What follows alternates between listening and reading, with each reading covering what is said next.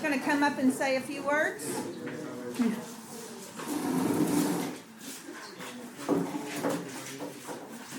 Good morning. I usually try to make all my my POA meetings in my precinct, and I know there's been some conversation about a few things here in y'all's subdivision, and I didn't have to talk first, but I don't know if y'all are even going to talk about it or discuss it. I was tagged in a few things on Facebook, on y'all's Facebook. I'm on y'all's Facebook page, and about possibly, and I hope I don't open up a can of worms, but dismantling the POA or not dismantling the POA. And I just wanted to be here to talk about the county side of it if something like that happens. And I would imagine y'all would expect the county to take that over. The majority of you would want that, but No. okay. But okay, go ahead. I guess the majority may think that the county would just take it over if it wasn't a POA roads or private roads. They would stay private roads, and the county, the county could take it over, but the county couldn't afford it. Let's say there was a road that I was going to take over. The county was going to take over as county road. That one road would have to be up to 100% par. It'd have to be just like a brand new road. It would, so I'm not saying y'all have bad roads. I'm not saying y'all have great roads. Everybody knows how the roads are. My roads, the county roads, are bad. It would cost a lot of money to put those roads up to par. My first year in office, 4 or 5 years ago, I have a mile, 1.8 miles in Hog Heaven. I was on and this was pre-COVID, right there at COVID, before all the pricing went up. I was going to get a quote to do that 1.8, 1.9 miles to just get it resurfaced, re-chip and seal. $182,000 for that. And I don't know how many miles of roads y'all got in that subdivision, but you can see where I'm getting it. So if for y'all to want the county to take it over, if that was even a conversation, I'm just clearing the air, that y'all would have to bring those roads up to par just like that. If it's a pavement road, it'd have to be a brand new pavement road. If it was a rock road, you'd have to make sure that 100% rock was there, rock road, everything. But even if y'all did that, I would still have to get it approved through court. I'd have to have 2 more votes. That'd be 3 votes. And let's say we got that, then what's to say the next subdivision wouldn't want the same thing? And then the next subdivision. I got 8 POA subdivisions in my precinct, and a couple subdivisions that are not POAs that are private. All of them would be right up there in Commissioner's Court wanting me to do the same thing. And the county just can't afford that.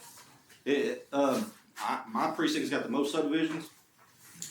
I got some rural area on the other side of Groveton and the Woodlake area, and my line item for material only, rock, asphalt, any kind of material, dirt, $28,000 a year.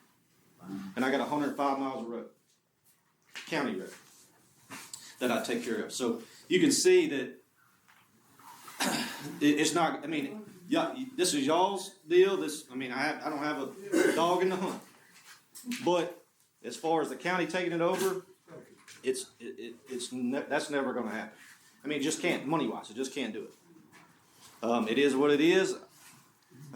I want to help y'all. I know y'all, with the washout, I helped as much as I could. Hauled material, and I can still haul y'all material. That's how I save y'all money. No freight. Y'all don't pay no freight. Y'all just pay for the material, and y'all do the labor. That saves a lot. And that's basically all I can do on private roads. That's a lot. That's a lot. That's a lot. Thank you. Thank you. Thank you. We do appreciate all the help that you've given us. Yeah, and Questions that you've asked, and a lot of y'all know, before I was commissioner, I'm going on 19 years in this county, I was law enforcement for 15 of it. I was constable for the last 4 of it, elected constable in this precinct. And I could help every subdivision. I'd go in there and I could help them whatever their issues is. If it was, us doing a writ and selling the back POA due property, I could help them. I could help y'all. So when I become commissioner, I went to the DA, who's a good friend of mine, And I said, Benny, I got to think of something I can do for these subdivisions. All these subdivisions are private. How can I help these people? They're supporters of mine. Everybody on the lake is supporters of mine. Well, at least I hope so. but I said, and he said, give me a few days. Let me look at it. So he called me back. He said, hey, I've read it up. There's law that you can haul material. If they buy it, you haul the material into the subdivision, dump it wherever they want it, and go. And that's basically what we've done. That's a big deal. We appreciate it. Yeah. So, is there any questions for me? Have I cleared a little bit of the county side of the air? Yes. You know, I know it's a bad situation. I wish I could take them over. I mean, I wish I could have every road. I need my job, so I like making people happy. I like it. So, is there any questions for me? And I know y'all probably got a long day. So, is there any questions for me on the county side of it that I could maybe answer? I know there was some on this Facebook post that I was tagged in. I tried to clear it up a little bit on there. If y'all dismantle it, not saying y'all do or don't. If y'all dismantle the POA, it's just going to turn to private roads. It's just going to stay private roads.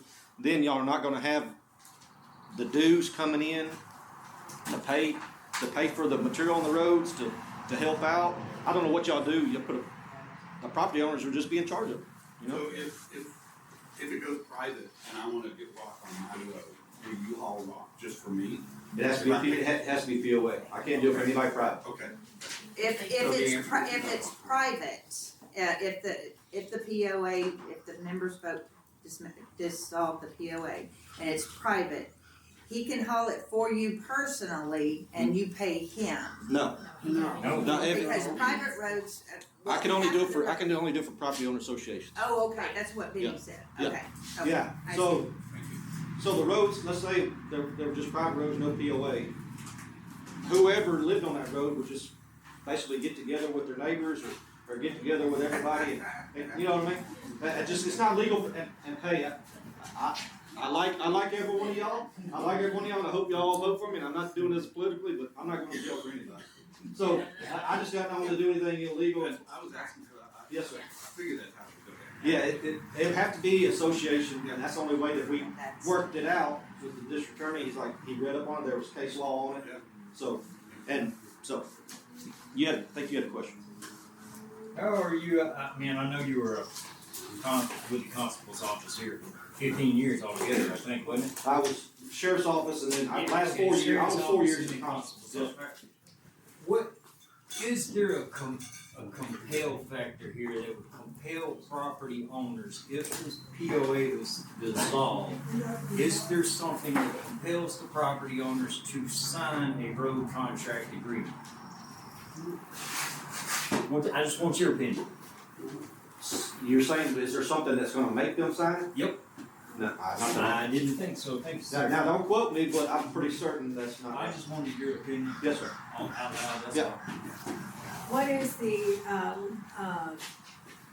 amount of length that a fence has got to be away from the middle of the road? Well, that's kind of tricky. I've asked that question at the county several times, but what we gauge it on, but there's some grandfather stuff in. I know we hate hearing grandfather, but on some of my roads, the fence is right up on the road. Now, I can't work on drainage, But what we gauge it off of is 30 foot off the center. So 30 foot this way, 30 foot off this way. For the county. Now, POA's probably in their bylaws, they probably got specs of their own or what, I don't know. I don't think there are specs and everything. What if it's a fence you cannot see through at all? Yeah, well, Does it matter what kind of not in the fence it is? county. In the county, it doesn't matter. But if it was in my easement, then I would have to say something, or I have to get them to move it back or whatever. Thank you. If it affected sidelines where you can't see coming up into a curve. Yeah, A 90-degree curve. I understand, that's a case-by-case basis. it is, and I get what you're saying. If it was in the easement, I don't know what y'all's easement is, but if it was in the easement and they couldn't see, and the state does it all the time when people put stuff in their easement. That's a hazard. So just depending on the exact meaning. I don't believe, unless y'all have in y'all's bylaws that, like, I lived in Timber Bay subdivision before I lived out in Cheetah. And I believe they had some stuff in there where you couldn't have, you know, your wooden fence this way or this, you know, just different stuff. Yeah. But it's really up to y'all as a whole, as a group, to decide what y'all, you know, what y'all have. But as far as the county, if it was in my easement, or if it was blocking view, we would probably have to address it. Yes, sir. Thank you. Any other questions for me? Well, that's good. That's, I have one. yeah, yes, ma'am. Are you aware of any subdivisions that previously were a POA and dissolved it? Yes. And are they better now than No. they were before? Thank you. I can give you an example. If I know a couple of them, I just wanted to hear you Outback, say it. Outback Marina, not actually Outback Marina, but there's a couple roads to the right there that used to be called Pine Forest or Mhm. something like that. And I mean, I get calls about Outback Marina Road and all that every day. It's pretty horrible. Not, you know, it I believe that it used to be a lot better than what it is. But this was back. It was dissolved back in the 90s or something back then. So. I have a question. Yep. So on the private roads, say out back, who's responsible for those roads? Them, you know, just the. The property owners that the Mhm. land is attached, the road is attached to?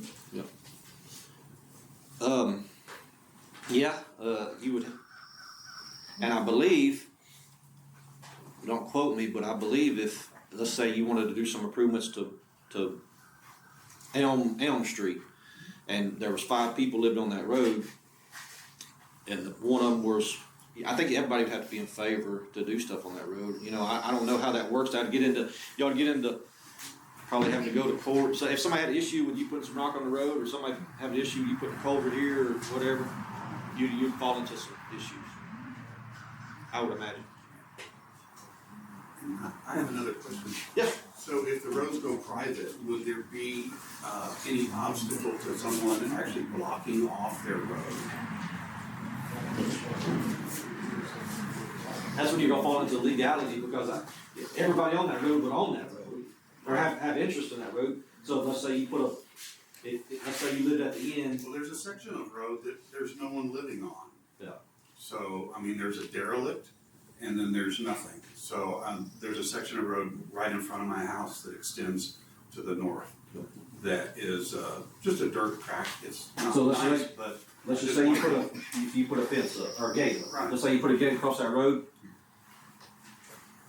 Any other property owners around it, they don't have to be a house or whatever. If they just own a piece of property, they could probably take you to small claims court, JP's office or whatever, if they didn't agree with it. right. Like now, on county roads, I've had a few that have put, like, they live at the end, and they put a, you know, they're, A gate across a the gate road. about halfway down the road. Yeah. And I can't, legally, it don't matter if that county road's on the other side of that gate or not, I can't open it and go in there. Right. So, we have to have that conversation, say, hey, you need to move it, if you want me to maintain it, you need to leave that gate open. It's gotta be accessible to the public.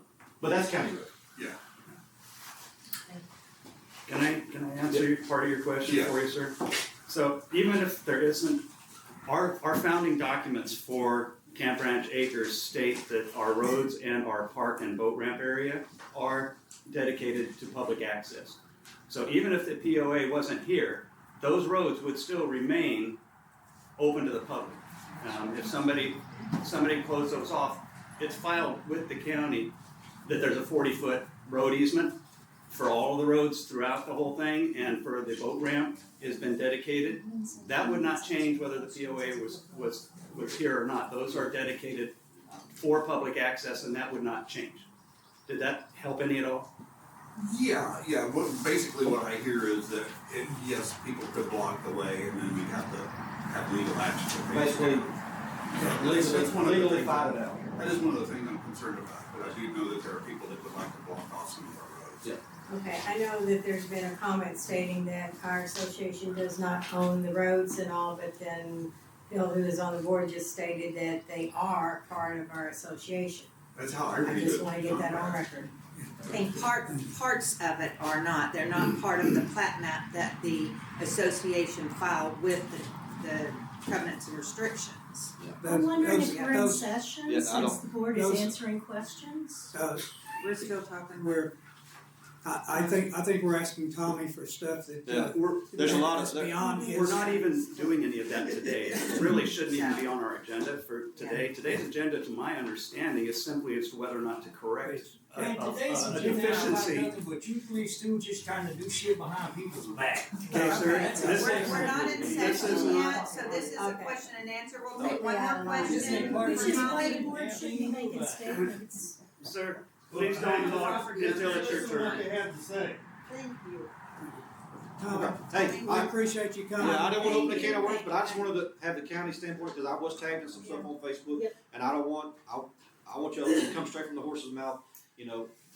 Basically, if y'all do dissolve it, if y'all don't, I don't have a dog in the hunt, We'll just let you know. but I won't be able to help. Thank So- you. Thank you. Okay. Thank you. All right. Thank you for taking time on Saturday to come see us. Yeah, I got some, I'm gonna leave some cards up here, it's got my cell phone number on it, if y'all need anything, half of y'all call me, anytime, so whatever y'all need, I'm here. We already got you on speed dial. Thanks, Tommy. Thanks, Tommy. Okay, this meeting is called to order at 10:20. This is an open board meeting of the Camp Branch Acres Subdivision POA on February 1st, 2025. It's 10:20. We're glad that members have shown up, showing interest in attending this meeting. We do ask that all comments be held until the time for member comments slot later in the, so that we can get through our agenda. We have Jerry Sullivan, Harrell, Charlene O'Brien, Paola Canaday, and Kelle Rahm.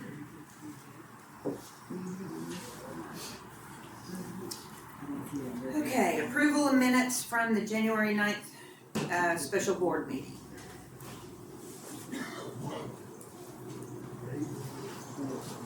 I have a motion to accept. Philip Canaday makes a motion to accept the minutes from our previous meeting.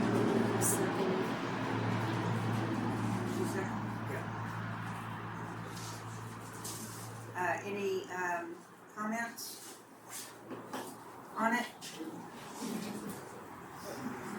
I do see that on the roll call, we need to add Harrell. Yeah. On there. I did that. I left myself off. Yeah. If you'll add that and. What's that? Okay, all in favor? Did we have a second? Yeah, Kelly Kelly did. did. Phil? Aye. Phillips, aye. Charlene? Aye. Kelly? Aye. Here. All in favor. Okay, treasurer report and expense approval. This is the treasurer's report from December. I cannot get into, the forms based or due to this vote. So as of December 2024, the cash on hand is $4,934.57 in our checking account. What was that amount again? I'm sorry. 4954. No, 4934.57. Thank you. There were no deposits.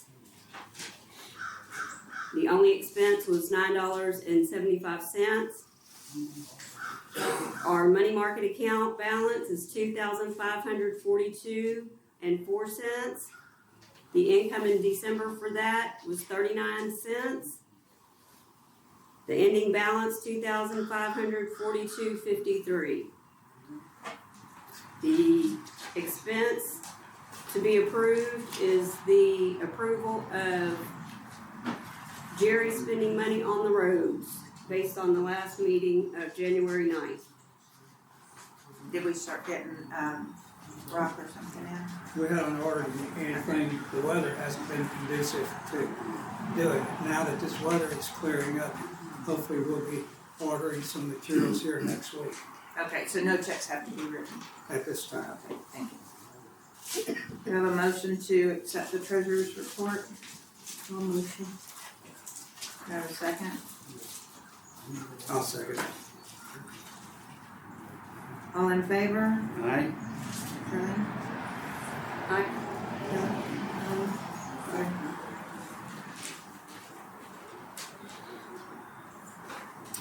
Road report? I need to go back, I need clarification. Jerry has been approved to spend how much money on the roads? $3,500. $3,500. That's what we said. So he has been approved to order material to fix the roads up Up to, to but not to exceed that amount. So any check up to, not to exceed that amount can be written with no further approval. Well, we need to Correct. bring the checks to the board meetings whenever we have them, to write them whenever those bills come in. I disagree. If it's been approved, then it's an approved expenditure. If the bills come in, they can be expended without waiting for another board member, another board meeting. Ellen? I think if we already approved it. I'm inclined, if we're just having discussion right now, to, Jerry, your position is pretty much in charge of maintaining the roads, as I understand it. Is that true? Yes, Do you feel qualified to spend the money in the best interest of the community? yes. I don't see a need, once we've approved a certain amount, for every check to come back to us for individual approval. That's my own personal opinion. I respect whatever the board wants to do. And But I don't want to hand tie anybody's hands on getting stuff done. And I agree. Okay. All right, So we're in agreement So that that's is it approved so decided, expenditure? that's the way it's going to be? Thank you. Okay. Now, do we need to put that in as a motion where the whole board votes on it? Or are we all in I agreement? think Just- we're in all in agreement that, Okay. road report?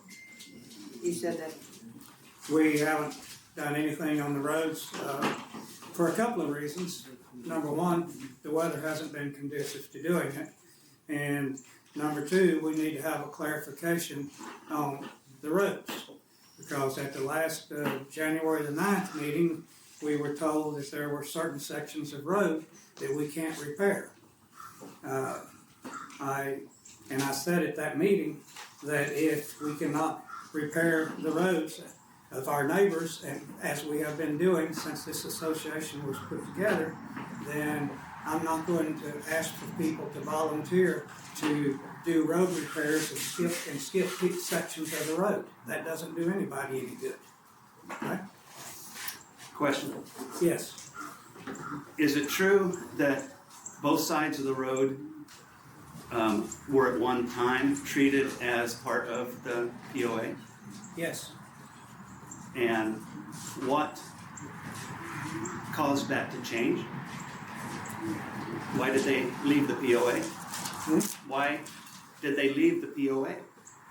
They were part of the POA, paying dues, or paying membership fees to the POA, and something happened. Some of them were. And then we had a lawsuit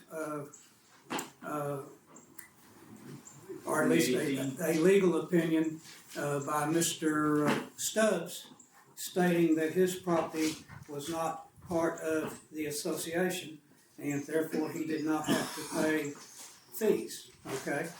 And then after that legal opinion was brought to our attention, then there was a decision made to send notices out to all the people who are in, what is that subdivision? That are in Poly Rhine, to advise them that they are not part of Camp Branch Acres.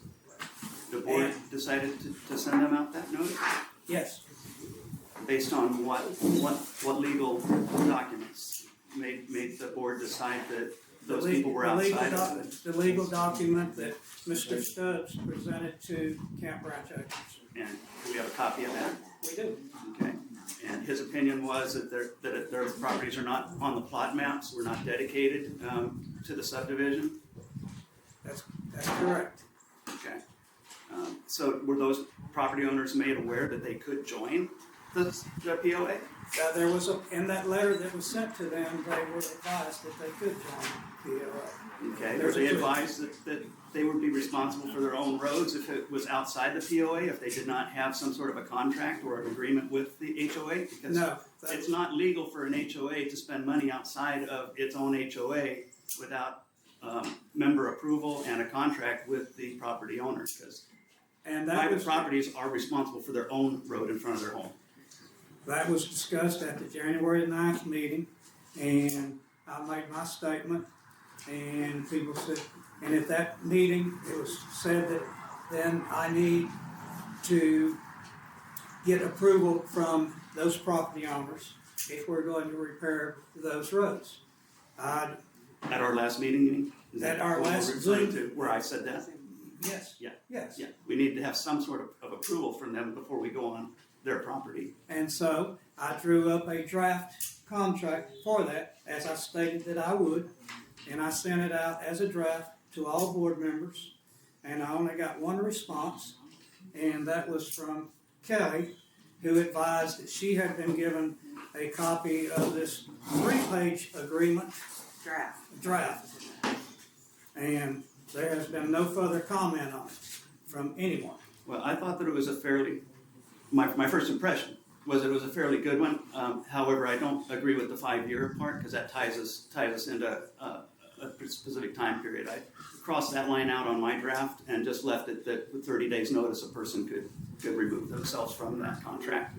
But at least it would cover us while we're doing road repairs. Well, my opinion is this is getting the cart before the horse. Perhaps, but we've brought up the discussion. Yes. And that's why I'm addressing it. And I think that this agreement that was the private road maintenance agreement that you say you're okay with, except for the 5 years. And It looked okay. I haven't voted on it yet, but it looked good. And that Kelly presented, okay? I haven't seen what Kelly presented. Well, it's the same one. It's the same thing. Oh, Yeah. okay. Would you like to see it? No, I've read yours, and I read yours that you sent. Okay. But you didn't read mine? No. Okay. Yes, please. Okay. I thought this one was the same. No, Okay. no, there's two This different is ones. Kelly's. Okay, this is one that Kelly presented. And this is the one I'm saying is getting the cart before the horse, okay? The private, the one that I drew up, and again, both of these are drafts, okay? Of course. Okay. The one that I drew up, I drew it up with the intent that here it is, let's talk about it, decide what we can do. And I know that each individual property owner is going to probably have something that they want to change on it, okay? But at least it's a start, you know? But I think the one that I just handed to you, Phil, I think it's, again, I don't think we need to go to this unless we decide to dissolve the association. That's the one that was presented to me as a draft. Anything in that changes, whatever the property owners want in there can be put in there, and once, like you said, that is not stuck in stone, it was just a draft. That's what I was proposing, to send this out to the Paola Rhody people and or to hand deliver it and talk to them about it and try to get it. So this, maybe we put a letter together saying what it is and Yeah. give it to you. Yes, that's what I was proposing, and again, but this one, that it's a 4-page agreement that Kelly had sent, again, like I say, if we don't dissolve the association, I don't think we should use that one. I think the one that I drew up would be the better one if the association stays intact. Okay? And there's a little, I know, and that's what I'm saying. And I won't, yeah. Whether it Because goes or not goes, we need Yeah. something now. we need something now so that we can repair these roads. that's right. Okay? And I hear you. That other one is the one that would run with the land for each property owner, should the members decide to do that. Okay. So let's make sure that we got that would run with the land, so. Okay. So my personal Yes. opinion, Jerry, that I think addresses directly what you want to do is we've maintained that road now for years. Yes. My personal opinion is we need to do something like this and get people who are not contributing to the road maintenance fund to somehow be on board, help. If they don't want to be part of the association, they at least need to contribute funds towards our road repair. And that's what the intent of this is, to get it out to do that. Right. Okay. So in the meantime, I have no problem with us using the $3,500 to go ahead and do as we've done in the past this time. So long as we don't throw this thing off into the trash can and just ignore it. I'm good with that. Does anybody on the board have other ideas on that are counter to mine? So my suggestion would be is we do the road, Jerry presents this, he has a little letter that goes with it, so he can explain the reason that we're having to do this, that we'll repair it this time, but that he's going to need this agreement. That's I wonderful. think that, because we need something now. Yes, Right. this is the interim. Okay. Yeah, just so we don't have that 5-year box in on something, you know. What's that? If we don't have a 5-year box, I won't approve anything that ties us into 5 years contracts. Oh, we can take that out. Yeah. Okay. I'm okay. From what I've read, I mean, what's on Kelly's one here, some of this stuff is already on file with the county of Trinity. So it's just a duplicate. It's not that it hurts anything. It's just repeating stuff that's already in the records for the county. Either one of them I would probably be okay with, so long as we didn't tie it to a long term. But I'd have to read this before we voted, and I don't want to spend our whole meeting on this. I suggested sending annual for the year that it was signed an automatic renewal, Unless they tell us. unless we get written Just do notice it that on a they year-to-year want basis. Yes, sell they of give us property or. Right. Yeah, Something we like that. can change that term to that. That's easy to do. I think the more simple that we make it, the better off we're gonna be. I agree. I agree. Okay. Okay, so do we have a motion to proceed with this? My motion. Okay. So would someone speak the motion so we can have it in the minutes exact? I motion that we agree to Jerry's contract, we just change the language at the bottom to say it's automatic renewed on a year-to-year basis unless they give us 30 days notice. And that Jerry will draft a letter that By will either go party. along with this to give to each property owner when he repairs the road. Okay. Now, the only One problem that I point, have with it, other than what I had mentioned, Jerry, I'm sorry to interrupt your motion. You're killing me, Smalls. I know it. Is that I believe that there was no commitment required for them to contribute. It was just a voluntary thing. It is a voluntary So vote. I have a problem with that. If I'm gonna maintain their road, they need to be given something to it. Unless the board or the membership as a whole comes into agreement that we're gonna maintain roads outside of the POA for free because we use half of it. Well, if I may say something, it's not for free because since the division of Polly Ryan and Camp Branch Acres, we've had donations from Polly Ryan, I was gonna say we even can- without Yes. soliciting them. Yes. Yes. Yes, ma'am. Yes, So we there have. shouldn't be a problem of getting them to agree to it. Well, Not that's- now, 100%. But it's, again, it's got to be a donation, okay? And, you know, some people can afford more than others, okay? That's true. It's better than that. Exactly. But we only pay $200 a year. I've never, ever had any association with any association that was less than $200 a month. So the fact that we're trying to do this on $200 a year shows that we use our money pretty frugally. You're preaching to the choir, Yeah, okay? okay. well, we do have members that are on fixed budget. So I think there should be some minimum commitment. I don't care how broke they are. If we want to make it a sliding scale of $5, I think that everybody should have some skin in the game. It says donation, okay? It's here, okay? Okay, so anyway, we can address that. Okay, did you mark up the portion that she was saying on her, We may not be able to push that one through right now because we seem to have a disagreement on whether or not people should have skin in the game. I think even if they're paying $1, they should be able to pay something. Or maybe if they can't afford it, maybe they volunteer their time. The time or volunteer equal too. I mean, Okay, so there's ways to work that out, okay? All right. So, I will, and what we're going to do, we're changing for item 4, the term of the agreement. That's what we're doing. And I No, was we've got two things. We got the term of the agreement and we've got the compensation for doing the work. Yes. okay. So the term of the agreement, you're wanting to change, what do you want to change? It's a year-to-year agreement with 30 days cancellation Notice from either party to terminate. Yes, That part is no problem. all right, And what do you do with the Kelle Rahm property owners that are unreachable? okay. Well, the ones that are unreachable, They have an address or they wouldn't have a property. There's somewhere they pay their property taxes to. there are some people that aren't paying property taxes and they're unreachable by the county. So we go through the motions. Okay, all right. There's legal ways to do those things. And So we're changing it year to year with 30-day cancellation, and you said something about, and we're donation or our volunteer? service in kind, Yeah. in-kind service, okay? Service in kind of volunteer. Equal to Yes. an amount agreed by the board. We're gonna have to choose the amount and it's gonna change from time to time. I don't know, no. What? How do you agree how much time they're gonna donate if they don't donate their dollar? Let's put it this way, we can always put it out to a vote to the property owners to say, do we wanna take care of it or not? And if the property owners say yes, then this is all a moot point. Okay. All right, well, I'll let you guys go ahead and it's continue very on. I won't get in the way anymore. Okay. Well, we gotta make sure we have the motion correct. So the motion is, Come on, guys, please don't.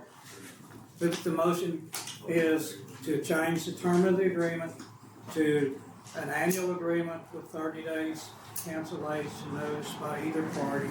And we will, on section 3, donations, we will require a donation, whether it's monetary or services in kind, and the amount to be determined by each individual agreement. That's fine, that's great, I like it. and so Jerry made the motion. No, Kelly made the motion. Okay, Jerry's gonna second it though. okay. Kelly said I seconded it, okay? So when you get that all down, would you read it out all in full one last time? Because we've gone back and forth on it. All right, Kelly, you're sure. All right, the motion is for us to agree to this draft that Jerry said with the changing of the term of the agreement, that it's year to year, it renews year to year, unless there's 30-day cancellation, and that we're going to ask for monetary donation or service in kind. Amount to be determined Yeah. individually. And that Jerry will put a letter together, he's verbally gonna talk to everybody, but also put a letter together explaining what it is. Sounds wonderful. Okay. So that's my I motion. second the motion. Uh, Philip seconds the Jerry motion. already seconded, so Oh, I that's right, need, okay. okay, Phil, Aye, Philip, aye. Charlene, Aye. Kelly. Okay, and I'd like to make another motion then, now, while we're on the subject, so that we don't wait till another meeting. I wanna have a motion that we put a ballot out to the property owners and ask them, are they willing to spend Camp Branch money to repair roads, yes or no? And if they say yes, then we don't have all this issue. Okay, Because it's not for us to decide. Okay. We are representatives per C7 of the property owners. So let's ask them. And that's really a good point. So- We can spend money outside the association, I believe, Right. if the members agree to. Yes. But we can't, as a board, spend money outside the association on our own authority. But if the board, if everybody says yes, then it's not. That's a good, that's Then a I second that motion. So it looks like I'll be putting a ballot together. Yep, at least one. okay, Phil, aye. Charlene, Aye. Kelly, Aye. Jerry. I'll put the ballot together, I'll send it to everybody to look at, make sure everybody's in agreement with it before we send it out. Please. Okay. So the ballot, remember, if they vote to repair the roads in Kelle Rahm, to use CBA funds to do that, this goes away, that agreement goes away. Essentially. It's no longer Alright. needed. It just means that This was just to hold us harmless in case somebody wanted. Say, It's for only a legal example, thing. the tractor took out their mailbox or took out a person, they could come back and sue us. That was just to protect us. Could everybody hear the board talk right now? No. I had a feeling it was too quiet. What's that? I hear a Hardy, that's what I hear. I meant when she was speaking. We need to speak louder is my question to you guys. So the motion was to send a vote out to the members to use association funds to repair the Kelle Rahm sections, because we need y'all's permission to do, to spend funds outside of the association. It was seconded, all was in favor, so expect another vote here soon. Cool, so now you can go. Old business. Website domain status was something on, the last deal. Okay. We had tried to go out to get the name that we had discussed in that meeting of CBAPOA.net. And it was taken. And the closest thing that was available, there were several that were available. CBAS-POA.net was available. I swooped it up. Charlene had a couple others. I don't know if she got it. If she went ahead and secured the name. But we need to put that to vote if that is okay, so we can move forward on the website that the association is supposed to maintain. And to answer your question, no, I did not secure those. By the time I got back with you with those, you told me you'd already pulled the trigger and bought the other one. Well, and it was also put that, okay, we can purchase all of them. I think Phil had said, just buy them all and then we'll pick which one ever we wanted. So do I have a motion to accept CBAS-POA.net? Motion to accept it. We didn't already give that authority to? No, it was a different name. All right. And when we went to get the The CBA POA was already taken. yes. Yeah. And so we had to go with something that was as close to what the board had discussed in that meeting. So I have a question. I realize you're trying to move that forward, but I have a question is, why is it that we lost our organization's website URL to someone else? We were, it was donated by Jerry's daughter, Jen Harris, and we were locked out. And so we have to get the Texas Property Code states that property owners association of a subdivision composed of at least 60 lots, or a property owners association that is contracted with the management company. Property owners association to which this section applies shall make the current version of the association's dedicatory instruments relating to the association or subdivision and filed in the county deed records available on an internet website maintained by the association or a management company on behalf of the association. So you So we said were- donated. Huh? If it's donated, we own it. Is that not the definition of a donation? And if I speak, and let my daughter correct me if I'm speaking wrong, I think my daughter has said that she's more than willing to donate that name to the association. Is that? Donate what, Jerry? Can I speak? Yes. Okay. Let me let her speak because Alright. CBAPOA.org the use of CBAPOA.org had been donated since 2016. Last year, shortly after a threatening message on Facebook by Randy, we received intrusion attempts on Dad's business, my business, and the CBAPOA.org website. I locked out Kelle Rahm at that point due to her connection with Randy. Okay, come on, guys. And at that time, I notified the other board members that if they wanted anything posted to the website, they could send it to me and I would post it, as I have done many years before. in the Jen, I'm past. sorry, I just wanna Yes, make it very clear that you didn't only lock out Kelle Rahm, you locked everybody out. there was only one username at that Because you had time, been coordinating with Kelly on the information. and I had offered username and training to Harrell also, who declined.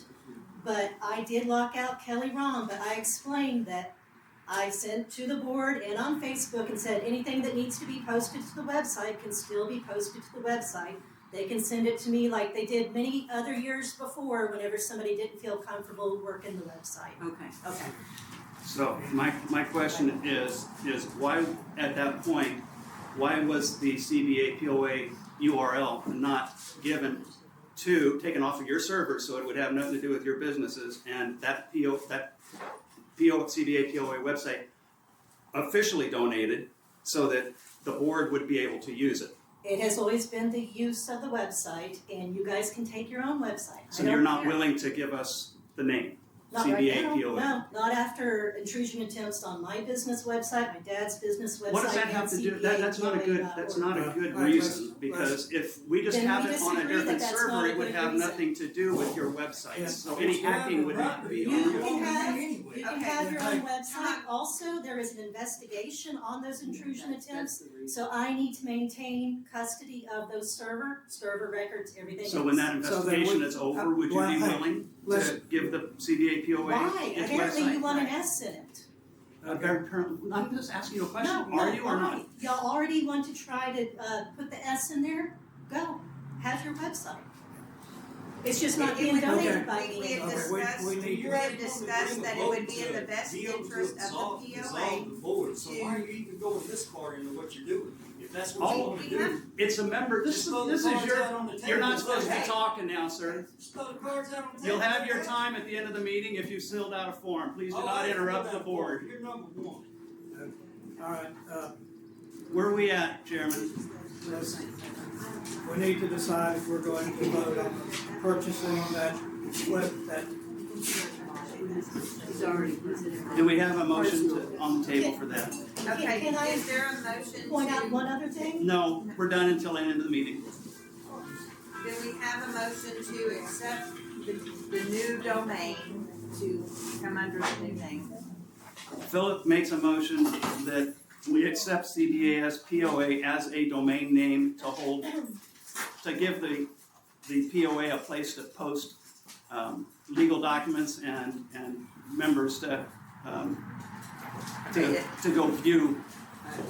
Alright, it's Okay. it's dedicatory instruments at this point, and once the website, that's a whole nother ball of wax. Right now, we've got a motion to accept Kelly, CBAS, We can second it and then have a discussion and modify it. okay, CBAS-POA.net.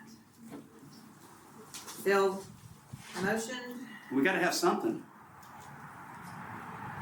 do I have a second? What is the motion? To accept the CBAS-POA.net domain. There's a motion, is there a second? You motioned, I need a second.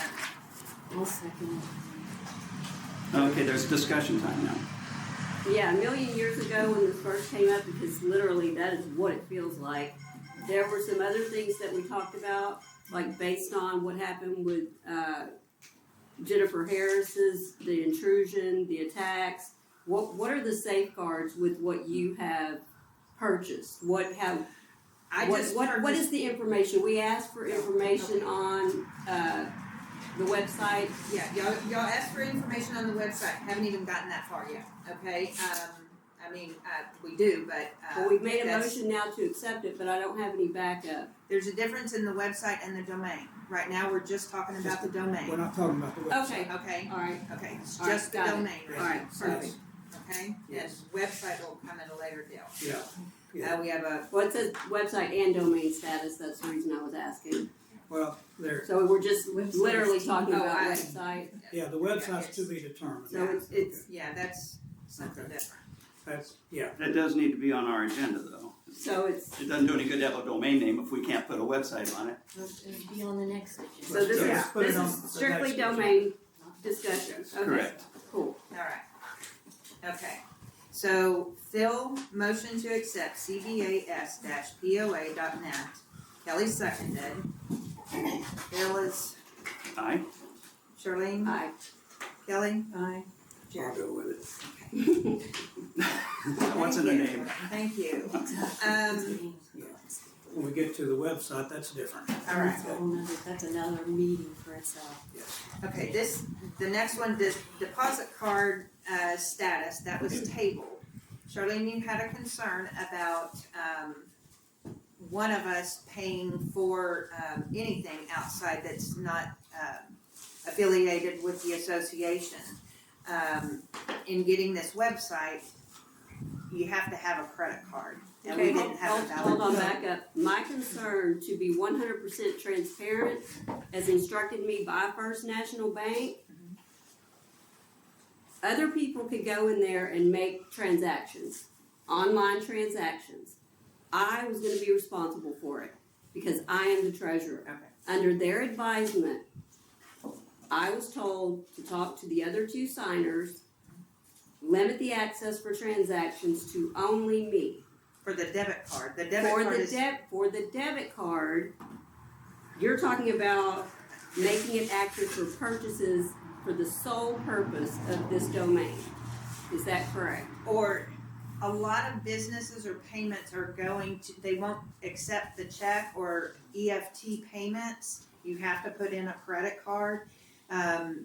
Websites or domains, two different things, they require credit cards. I understand about the domain. Can you give me another example of what the board needs to do for the community that's requiring that type of payment? That would be the only thing that I know of at this time. At this time, I don't think, in my opinion, that there is a problem with that as long as it's cost effective. I mean, we don't want to buy one of the most expensive ones out there. No, I'm donating whatever I paid for 3 years. I'm giving that. If we can get a credit card, you can get my credit card off of that, and it's strict. Everything else was set up for CBA online. Kelly's got the information. Yeah, no, my concern was how the transactions were accessible by more than one board member and only one person was responsible. That was not a concern with the card at all, and that's an easy fix. But again, this is kind of a non-issue because if we have to bring expenditures, every single expenditure to the board for approval, then it's all transparent. There is no concern. Right. If it's made outside of that by whomever that person is, then they're on the hook. Right. But the treasurer is the only person that would have that credit card anyway, so those expenses, and if we. But you're talking about making online purchases, and you don't necessarily have to have the credit card to make an online purchase.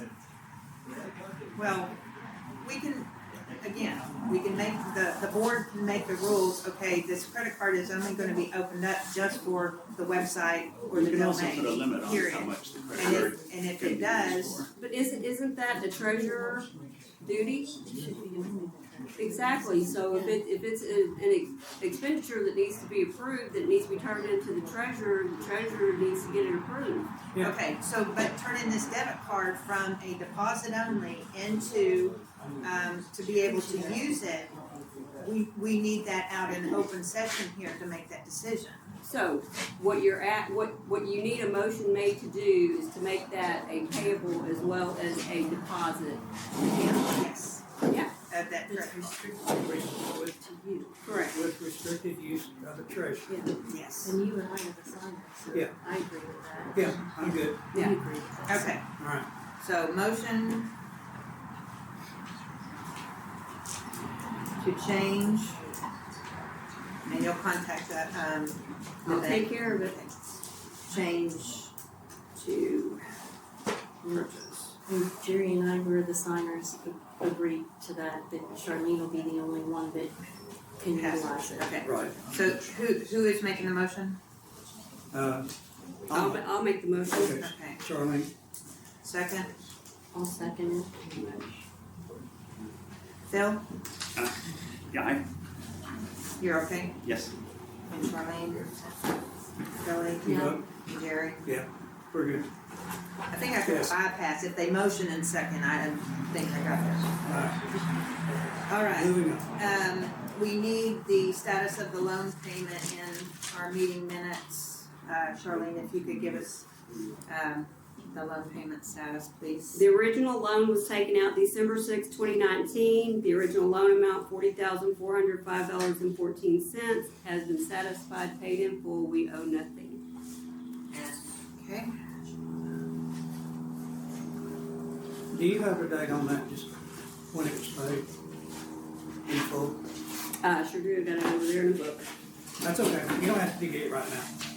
I just think we should include that it was paid I'll off on that shout date. it out, it's not hard to find. And if you need to get the money market account status, Yes. that's, It's nothing's changed, money market. okay. I did not give that amount in my treasurer's report. You did, yes. Yeah, but I think during that time, you were supposed to change it from money market to capital expenditure, I think it, or, Well, No, it was converted I think to I've talked about it, but there was no decision ever to- made. an emergency fund. okay. Capital Reserve Fund, I think is what they call it. Yeah, I think in the meeting minutes it was, capital fund. Okay, and so we've all agreed to that? Okay. Yes.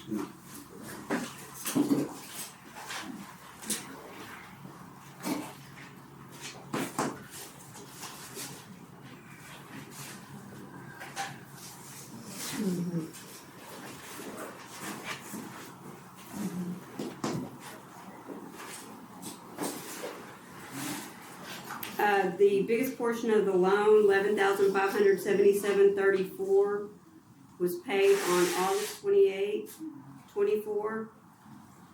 The remaining balance of $849.35 was paid on September 11th, 2024. Okay, 9/11/24.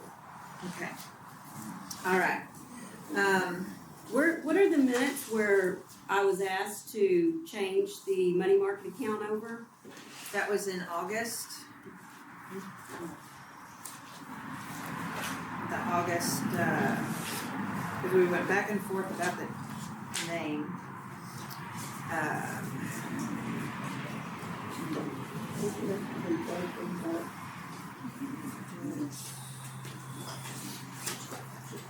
Okay, money market, has been dormant in discussion that the POE needs to do something with it, discussion that money market account, capital reserve fund should be a separate account. Currently, it's $2,500 in the money market is liquid. Opening a new account for capital reserve could cost $15 to $23 a month. We didn't want that. All transactions need to be held for 5 to 7 days. And you were gonna switch that just to, a regular, like a checking account that we were going to use as a capital reserve account. Jerry made the motion to modify the money market account and reserve it to capital reserve account. Got it. Okay? Cool. All right, so we have, did they already leave? Yeah. Okay, I need to get to, okay, so the results of the amendment, 17 agree and 32 disagree. And it was signed, by Giovanni Lavati and Luann. We have all the bills here and, Bertha oversaw that. Do I have a motion to accept these results? Question, Yes, were there any votes that were not counted? there should not have been. I'm just confirming, okay? There were not, There were not. okay.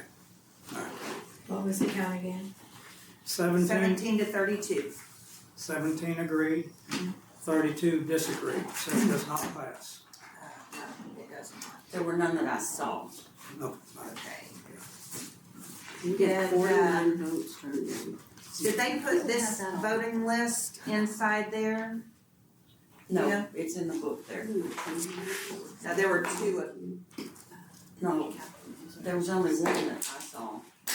Now, this was the official one given to them.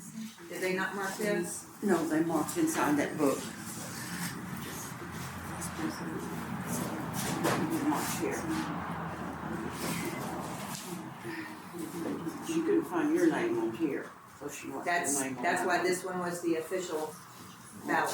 She didn't realize that. Okay. Well, who gave her this? I don't know. Okay, That's this, mine. okay, this was, That's from Trinity County Tax Office, that was emailed to me yesterday. That's- That's the legal record of property owners. and so is this one. The secretary is required to do that. That's, Kelly and I talked about it, she said there was no problem with me submitting that to the counters. okay, so are you It telling is me the that same. my vote didn't get put in there because it's not on your Yes, list? it got Okay. counted She on told here. They just Okay. said no votes weren't counted. Okay, okay, right there. Okay, so we've got it. Alright. Okay, Here, you can pass me Kelly, that. if you'll put that with the, and then I'll have to file that.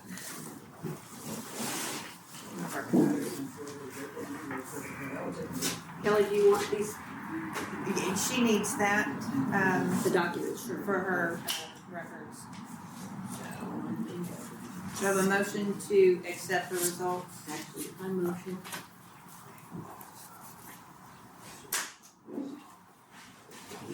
Got a lot of work to do, then. I need a second.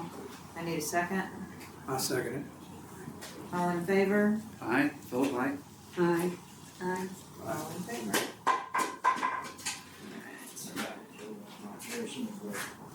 Alright, new business. Discuss and act on the vote and how to move forward. Okay, so this did not pass, okay? So, and we definitely have, some things that need to, we gotta get in compliance with state code, as far as the CCNRs. We need to create bylaws, which are so totally separate from the CCNRs and policies and procedures. How, does anybody have any suggestions on how to proceed moving forward? I know a couple of people have mentioned there's a lot of changes going on at once. Unfortunately, there are, and it needs to be, if we're gonna do this right, we need to do it right. So, I know we tried to send out the whole, covenants and restrictions, a couple years ago. It got turned down. We tried to do a couple other things, allow the board to, just only make the decision, make the amendments that coincided with state property code because they change all the time. That got turned down. And of course, we had some that were filed because the board thought, okay, this is with state code, we should be able to do it. Well, no, our covenants and restrictions state that you gotta have a member vote. So we've got some changes that need to be made. I am open to suggestions on how we need to move forward with this. Well, from what I've seen, our CCNRs and our formation documents have never been right. When we took over from the developer, we should have at that time had bylaws created separate from our CCNRs, because they serve two different purposes. What we have now is CCNRs that act as both bylaws and CCNRs. So if I was trying to do this, I would, since we've had no luck, at least it appears to me, maybe I'm wrong, but we've already tried to go in and just make simple changes to the bylaws that were to bring it in alignment with current state code, and we've been unable to get the membership to even approve that type of changes to the documents. That maybe we need to go ahead and hire an attorney or bring forward some samples of HOA bylaws and This founding ain't a documents. HOA, it's a POA. They're the same Learn thing. it, no, it's not, learn the difference. It is. I have. Please quit interrupting the meeting, sir. You'll be asked to leave. If you got something to do, come do it. Hey, Mike. That's a threat, sir. That's not a threat. That's a I told you threat. If you're gonna do something, do it, that's all it is. Just let them get on with their business, so then we can get into the conversation. So my suggestion is that we go ahead and find out what other HOAs, or POAs, are doing. So we have sort of some guidelines that we can present, informally to all the membership, maybe in mailings and stuff, and get them kind of on board before we throw, something big that they have to vote on. Let them just sort of look it over. And I agree with that. You had mentioned hire an attorney. I'm not agreeing with us hiring an attorney at this time. That's fine. Okay. We don't have to jump right in there, but I think we're just talking. I think we can solicit some bylaws from other POAs and see what they have and take and review it and then share that with the community and decide how to proceed. Okay. Y'all do understand. My concern with what you said, Jerry, right there is simply that we're just kicking the can down the road and nothing's going to ever happen. It's going to continue on and on and on and on. We need to have some sort of a. I'm not sure. I don't agree with that. If we come out with find some examples, then put a committee together to review and make recommendations. And I think as long as we share the information with the property owners as we go along, I think we can make this happen. Okay, that's a structure. I like that. Mm-hmm. But we didn't have the committee, and because when you have a committee, you have timelines that are on the agenda. It is open for review at every single board meeting. Yeah. And understand there's a difference in bylaws and CC&Rs. They serve different purposes. They are. Both of them are voted on by the members, but they are different. One is state rules that we're supposed to go by. The bylaws are how are we going to enforce or proceed with those types of things. And then there's the policies and procedures that the board, which is not member voted on. But there's two different deals. There's covenants and restrictions and there's bylaws.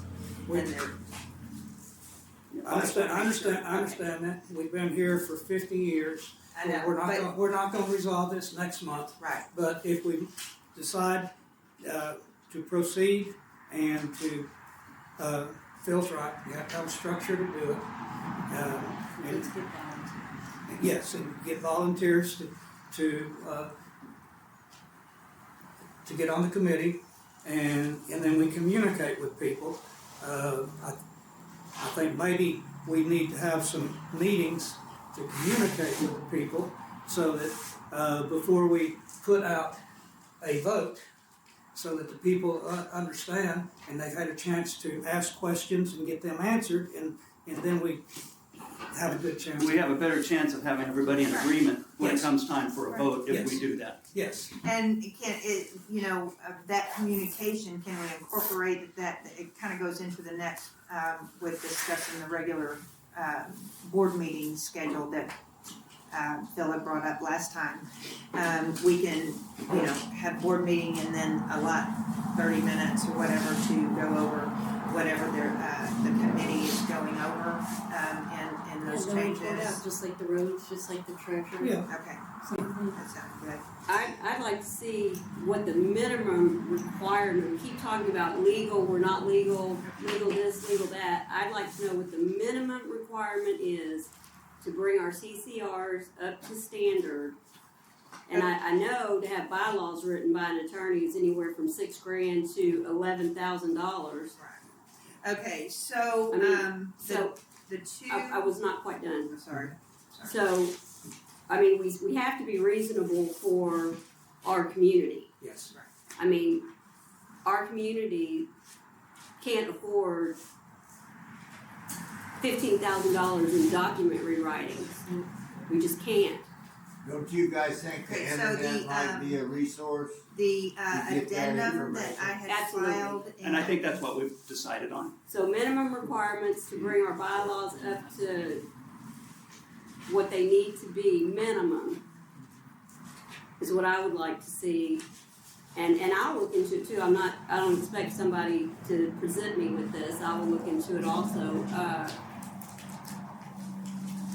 There are four, I don't know where the I'm one not- that I'm not an AI person, but I guess from what I hear, that AI can be a great assistance in this effort. And it can be a detriment too. I don't agree with the Yeah. AI. But there are four currently that need to be updated with the state code. Okay, so all I was saying was, can we come up with what the minimum requirement is to present that to the community, without getting into the nitty gritty right now? And why don't, As a place to start, I mean, you asked, how do we do this? You were asking any suggestions, that's my suggestion. Okay. Let's not and why don't we, blow it up into something that we really don't need.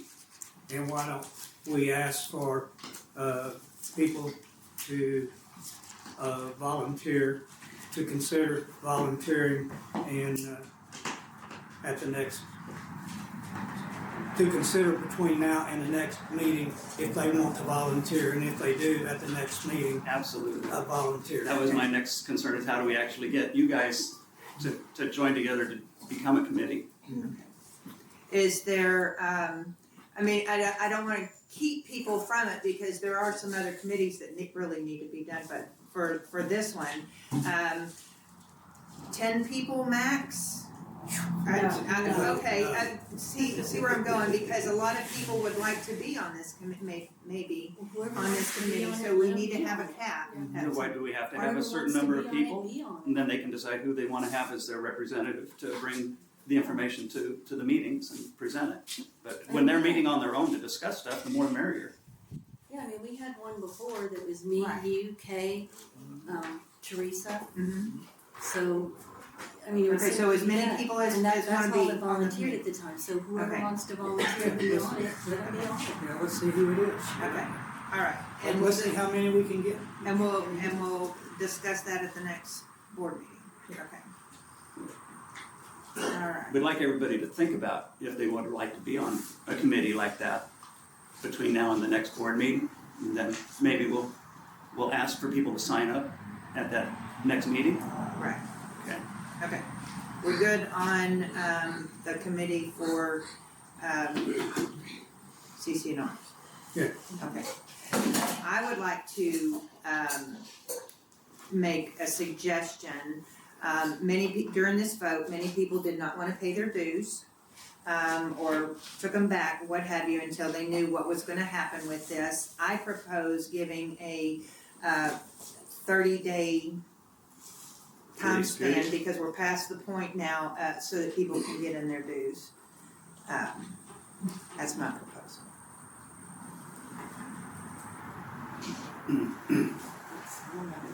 You mean for them to not have to. To be pay able to get their fee? due, yeah. Yeah, I'd like it to. Well, Just make a request. The dues that you returned have already been given to me. The dues that you returned have already been given to me. Yeah, we've gotten some in. You No, haven't the made- one that you returned to, that member has already brought it back to me face to face. Okay. So I don't think we're having a problem with dues. There's a lot of people that were waiting until after this to, send in their dues to see what was gonna happen. Do you have all 100% or 99% of the dues in? Okay. So if people were waiting on this, and I'm just proposing a 30-day grace period, before we start, Well, just extend it to February the 28th. okay? Okay, isn't that's that the end of the month? Yeah. Okay. I'll make a proposal to extend, the payment period, to February the 28th of 2025, without any interest penalties. Philip seconds. All in favor? Philip, aye. Aye. Aye. Alright, Okay.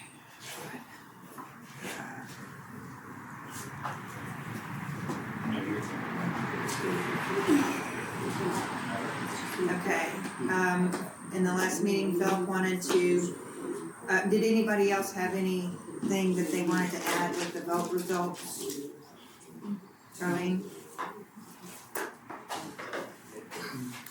Did y'all have anything else that y'all wanted to add for the vote results? How do we move forward? I think that's a big overhaul as it is. Yeah. Yeah. That's just my opinion, Alright. having done it already once before. Okay, discuss and act on regular board meetings. Our CCNRs do not allow for us to have regular board meetings or a regular general meeting. And it's been brought up. I know we've always done it such and such way, but there's no, There's nothing in there that says we can't.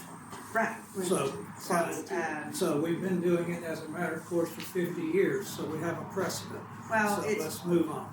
well, this is an issue for some board members, on here, and I think it warrants being discussed, because sometimes they were done every 3 months, every 6 months. Well, As long as a general meeting is called once a year, then it's, I propose we have quarterly board meetings. Okay? Yes. At a minimum. okay, so it's gonna be 3 months until we get to the, working on the, CCNRs? You can always have a special Yeah, meeting you in can between, have meetings in between. but we have to have Yeah. some sort of a foundation of regular expected meetings Mm-hmm. that people can put on their calendar in advance and just know that they don't wanna be on vacation during those days. Well, you brought this up, so do you have comment or anything? No, I about believe when you that, have- that Jerry, I think Jerry, did you just make a motion to make it quarterly? I did. Then I second Is that every 3 months? it, every 3 months. So March, June, so that would be March, June, September, and December. Yeah, that would be good with me. Whatever Would you that guys be, I want. mean, I'm With just saying. special meetings if we need to. And we can call special meetings to discuss CCRs or whatever we wanna do. Or we can do it February, May, August, and November, maybe that doesn't block out We like have our, it should December coincide with and- our regular annual meeting. That's August, that's why I changed it. Good girl. So That's February, awesome. May, August, or November. That gives us the right starting point. And we're and having we go one from right 30. now in February. Right. Okay, all right. What was it, February? February, May, August, and November. And Third that incorporates Saturday, first Saturday. our general meeting into that quarterly lineup. Yeah, I would like for it to be the first Saturday. I mean, I like, Saturdays are a good day. that's what I'm trying to say, Saturdays. I don't want it during the week, okay? And let's do Saturdays. If it's the first, fine. If it's the third, fine. I don't care, but let's just pick it. Yeah, so do we wanna make it like the first Saturday of Have those February, of- May, August, and the November. appropriate month? Does that get in the way of our general meeting by having it that way? Okay, so the motion is that we have quarterly meeting, February, May, August, and November on the first Saturday of every month. Of the month. Okay. Okay, Could I suggest a time for it? and, Excuse me? Could I suggest a time Yeah. instead of a morning, have it at like 6 p.m.?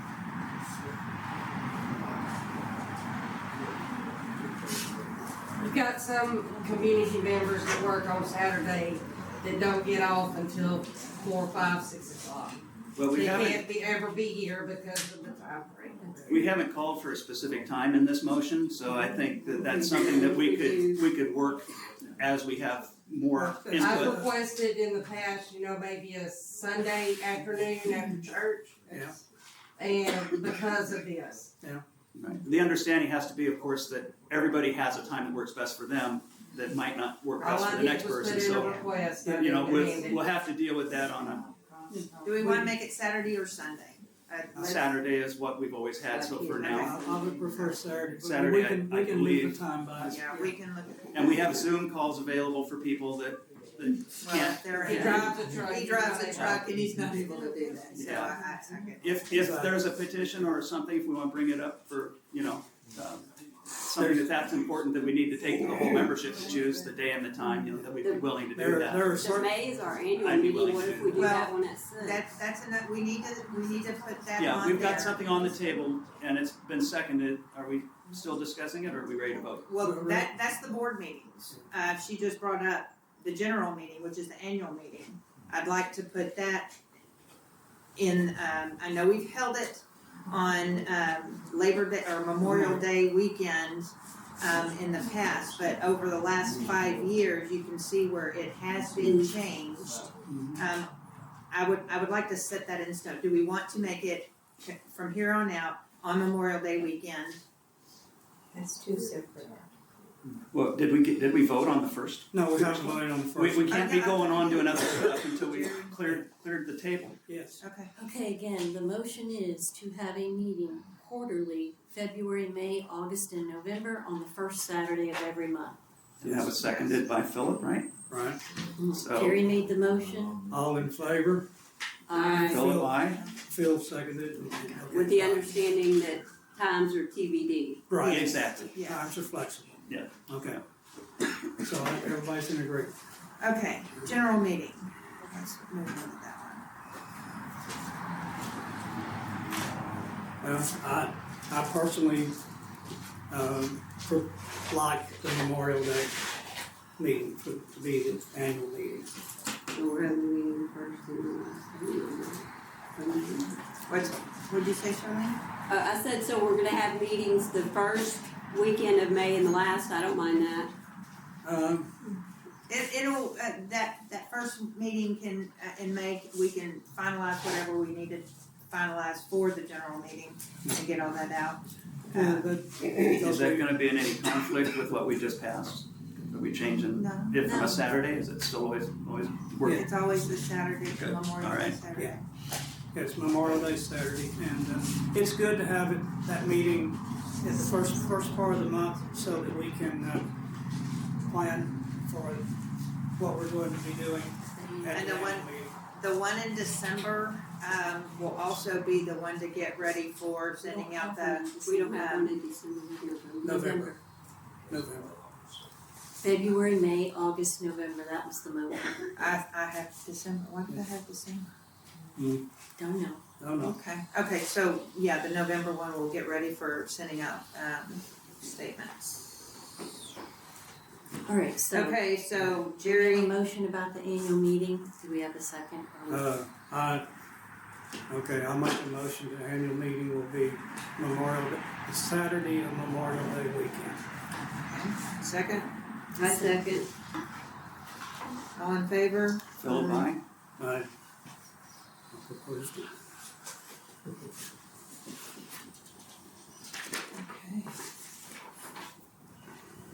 Discuss and act on future electronic voting method.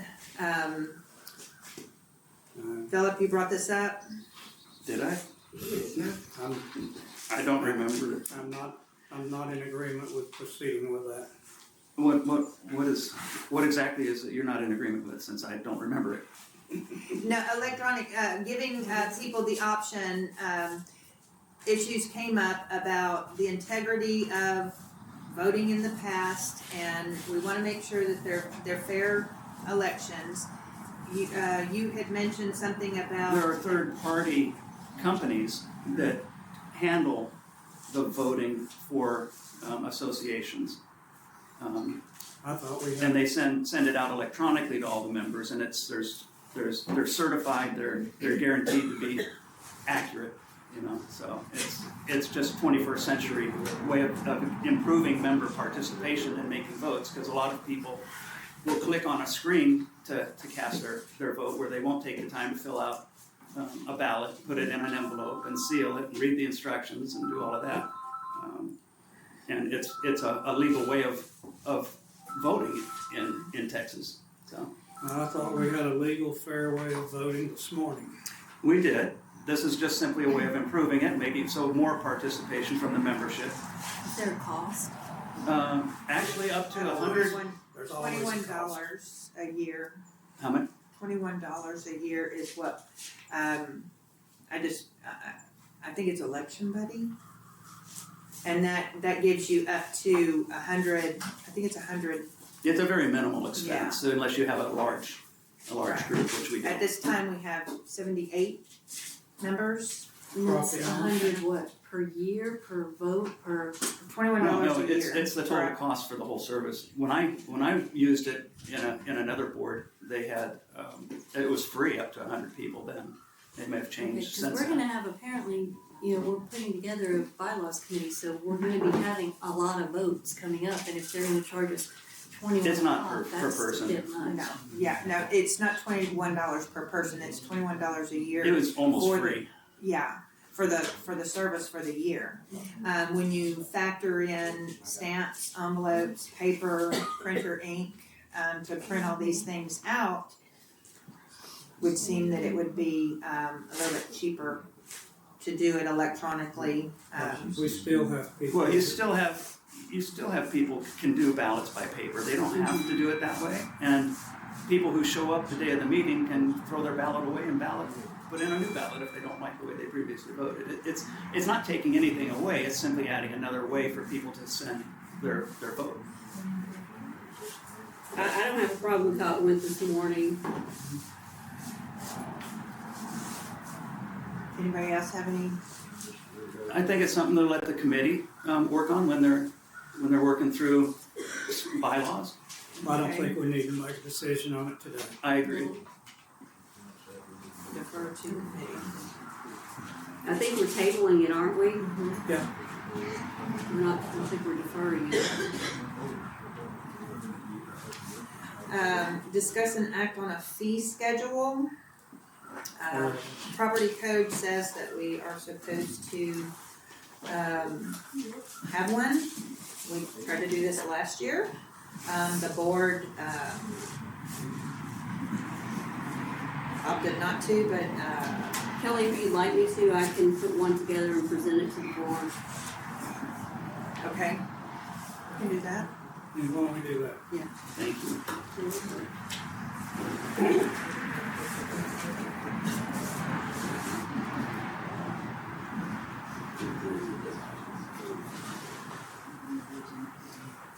While we have this, can we agree to communicate electronically? Because we are allowed to do that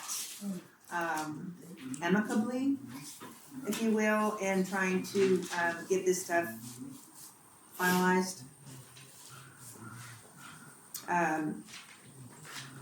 We've got to be able to communicate. And there's been lack of communication on all of our parts, okay? Whether it's good, bad, or ugly. Well, I feel like we've got meetings set in place. We've got our plates very full on things we need to get together for our next meeting, and I look forward to that. I think communicating the way we're doing it right now is what has made us the most productive. So I would say, unless it's just questions back and forth, needing guidance, I would like to just keep it in meetings. I think we need to have a meeting before May, because this is our February meeting. Based on the schedule, we just said we're not gonna have another one till May. I think well, we we can need to have meet some- before that. Yeah, we'll call a special meeting. We can have a meeting. Well, I propose that we clue all board members in on availability when we're putting together a special meeting, please. Yes. I got a lot of good feedback on the Zoom call, especially for those that were sick or elderly or out of town. So Well, a Zoom call is a part of a meeting, but I don't think it should only be a Zoom call. The only, Yes. it should just be an option. It should be an option. We still should have the meeting where people can show up and express themselves. We do have some people that have difficulties with Zoom. Yes, and we've got a couple of people that, as I emailed you yesterday, they don't even have email service at this point in time. right, and those are the ones that get the stuff via mail. So Zoom can be part of it, but not strictly Zoom.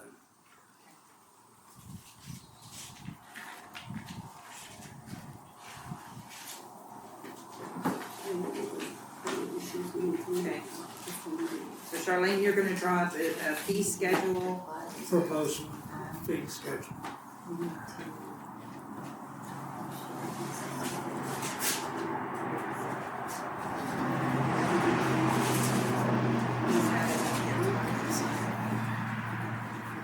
Okay, Kelly? Sorry, Shirley was asking. Okay, good. No, she was just asking, if we're gonna have another meeting, what is it we need to discuss, and I was just, we're gonna have a vote on if we're going to take care of the roads, so we need to have the meeting for that. Charlene's gonna present a fee schedule, we wanna ask for volunteers for a bylaws committee, I don't wanna wait till May for that. Right. I think we need to, Yeah, so those are the items that we would be covering, yeah. Do we want to go ahead and schedule the next one, before the special meeting, or do? Just why table not, it. we're all We'll get that later, it's a special meeting anyways, because Well, we've if we're all already. here, if we're all here, Well, we've got to get, how long is it gonna take you to get the ballot up?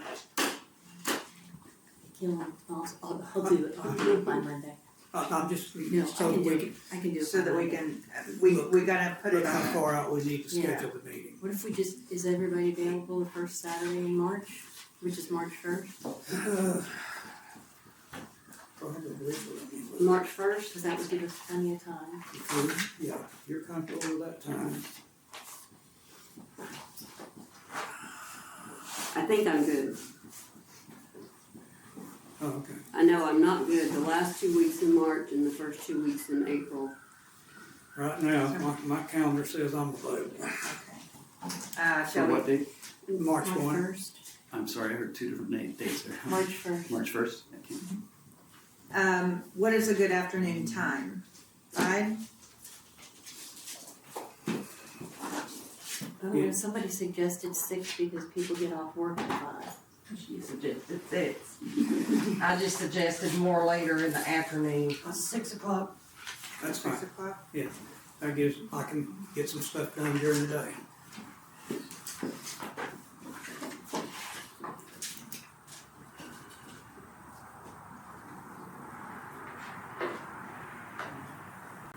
Okay.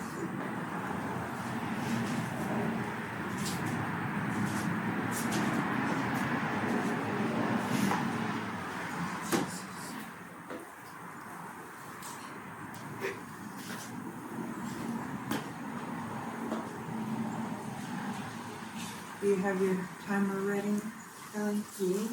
You have the, I'm the timekeeper. your secretary. Do we have locations for that meeting? Yeah, member, do you wanna take a break before? No, we're, No, okay. yes. The member comments are there, their number. Just go in order of the number. I don't know, they were right there. Do you have them? They're right under my draft stuff here, I'm sorry, I covered them up. Is there a restaurant available? There is not. They didn't open. They don't, they have a lot of work they still have to do. So do we need to take a break? Do we Kelly need to just take- asked if we need to take a break. Do we need to take a 15-minute break? Yes. Okay. Okay, let's do it, okay? I didn't think about that.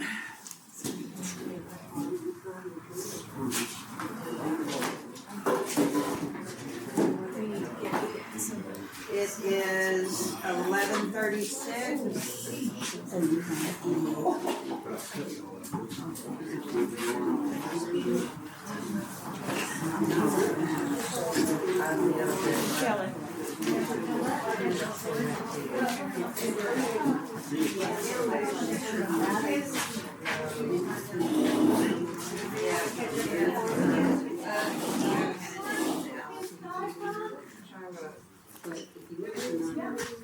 I'm gonna tape the back.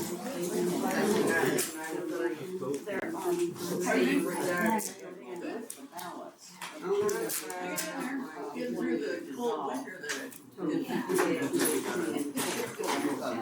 Okay. Put it in order.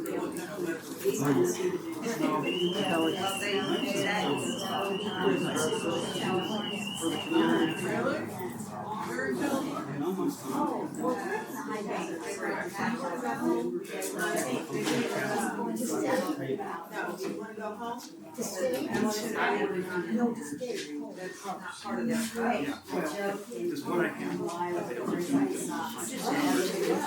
All I saw was a couple. I can run you home and come back.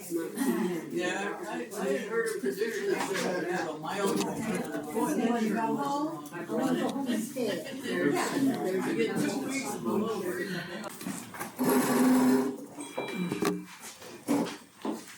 Okay, Kelly, you've got the deal.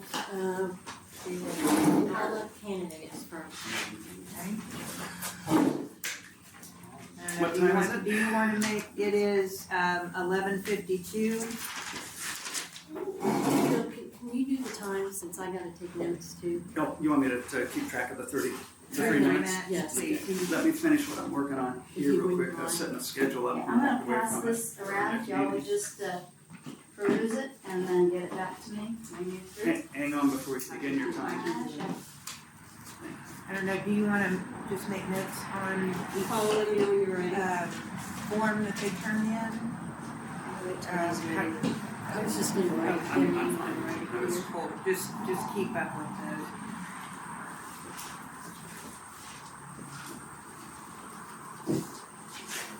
Whenever you're ready. Okay. So, you're at a crossroads here. The past decades of the board doing whatever they wanted behind people's backs is over because Harrell and Kelle Rahm took a stand to make things legal. The reaction to them has been hostility. So the choice is keep up the hostility or get to work fixing this still colossal mess. The paper being passed around right now is a document, a legal document signed by Jerry Sullivan, misrepresenting us as a non-profit corporation. That paper is the management certificate filed with Trinity County in 2012, falsely representing us. Later, Jerry and Tim O'Brien would again fraudulently certify that we were a non-profit corporation on a bank loan with an invalid EIN number. These are legal documents, not flyers, not internal letters. Now, we can inflate this hostility, and we can add this, Jen, to the current complaint on the county, with the county, for misrepresenting us. Or we can thank Kelle Rahm and Harrell for stopping any potential legal fines and fees, stopping decades of sloppy illegalities, all without embarrassing Jerry and Tim, because they did not come public with that. I did. And only after the rest of the hostilities started. Okay? So you have a choice. Fix this or keep fighting. This is the third vote before the membership to try to make the CC&Rs compliant. You have to have something by Texas code to dissolve a POA. It is part of the Texas code. But no, again, same contingent of people here, Harris's, Sullivan's, O'Brien's, lobbying heavily to keep us non-compliant. All while saying that they want to fix this POA. Well, if you want to fix the POA, stop your actions from being contradictory to what you're saying. You've got a choice. Fix it or continue to stir up dissension. Like all this complaining about whether there was 72-hour notice for the last meeting. There was. Whether flyers refer to us as a nonprofit. We are now. Whether we use the word raffle instead of lucky draw. How many raffles and lucky draws, 50-50s, do you see around this county? This is all to deflect from the larger illegalities, of which I've just touched upon a few. For example, it doesn't matter if you're incorporated or unincorporated. If you're profit or nonprofit, you have to file yearly tax returns. And again, a huge thank you for Kelly and Kelly for making us legal with the IRS, because no tax returns were ever filed till these ladies started doing things right. There are none on file. Look them up, find them. You want to shake your head, look them up, find them, because they're not there. You weren't here. So, the IRS doesn't have them. So, we've got a $40,000 loan going that we paid for, but it's based on one man's opinion whether or not they, Paula Ryan is part of this or not. And Phyllis found that there's a lot of books that we haven't dug up, a lot of plats that we haven't dug up. There is a possibility that Paula Ryan is indeed part of what was originally filed. Not just this one man's opinion. There's a lot of research that needs to be done on that. That's something that is a worthy use of someone's time. Not nitpicking over non-existent trivialities over whether or not 72-hour notice was given. So you can thank the people that have helped this community, Kelly's, Phil, Cody, the whole fundraising committee, instead of continuing to slander the very people who have taken a stand against things stopping from being illegal and non-compliant. Okay? If you voted against making this ballot here, against making that portion of our CC&Rs compliant, I got to ask you, what is your motivation? Why are you continuing to keep it non-compliant? If you care so much about doing the right thing, then help make it compliant. Stop lobbying to keep us non-compliant. If you care so much about doing the right thing, Jen, shut down that POA site. 30 Because seconds, you are purposefully using it to lobby against the POA, and you're misrepresenting yourself as this POA because everybody knows that site. Okay, we don't have policies, we don't have bylaws. This isn't a dysfunctional board. It's a dysfunctional community made so by a handful of people looking to find fault instead of solve problems. Thank you, Paula. So for those who are curious, we had a little confusion up here as who is going to be the timekeeper. So we don't know how long Paula talked for, so we're going to be a little bit loose. I'm going to be a little bit loose on stopping other people. My guess is that went over 3 minutes, probably not more than 4. But we'll find out when somebody listens to the recording. In any case, what I'm trying to say is that we weren't keeping track of Paula's time, and so I'm going to be a little bit loose on other people if they go over a little bit. It's okay. Okay. With me. Right. Number 2 is Randy Wolfe. My name's Randy Wolfe. How you guys doing today? Great. All right. Yeah. Okay. What I have to talk about. Randy, I need you to come up front here so we can all hear you. Yeah. Okay. I have something to talk about y'all today. I have absolutely no problem whatsoever with somebody disagreeing with somebody's opinion. That's the Democratic way, or the representative republic, however you want to see it. You know, that's every person's legal right to do that, and I 100% totally agree with disagreeing with people. However, when through a secret site that supposedly nobody knows who owns it, people are slandered and called whatever, you know, whether it's satire or whatever, but they're legally satiring, people are legally disagreeing in more than just a disagreement way, just slander, which is evil and corrupt and just sick, you know. I'm gonna tell you who owns campranchacres.org. However, before I say that, what I'm going to say, I wanted to testify this in court under oath, under full penalty of perjury, and I am also willing to take a full polygraph test to prove that what I'm saying is true. Okay. Last time, me and my wife were in Jerry Sullivan's house. He told me 5 minutes before we left, 2 times to my face, that he owns that site. I don't care if you believe it or not, I will testify to court on that. Now, not that I want that to get there. I do not want that to get there, okay? I want us to find unity somehow. I want us to find connection somehow, okay? But the way we're doing this stuff is not happening. And I'm not saying he's the one controlling it. There's other people that are controlling it. I know that, you know. But he told me to my face that he owned it at the time. Okay. You know, but this is, we need to be somehow more of a community. We need to figure out how to come back together. That's the goal of this.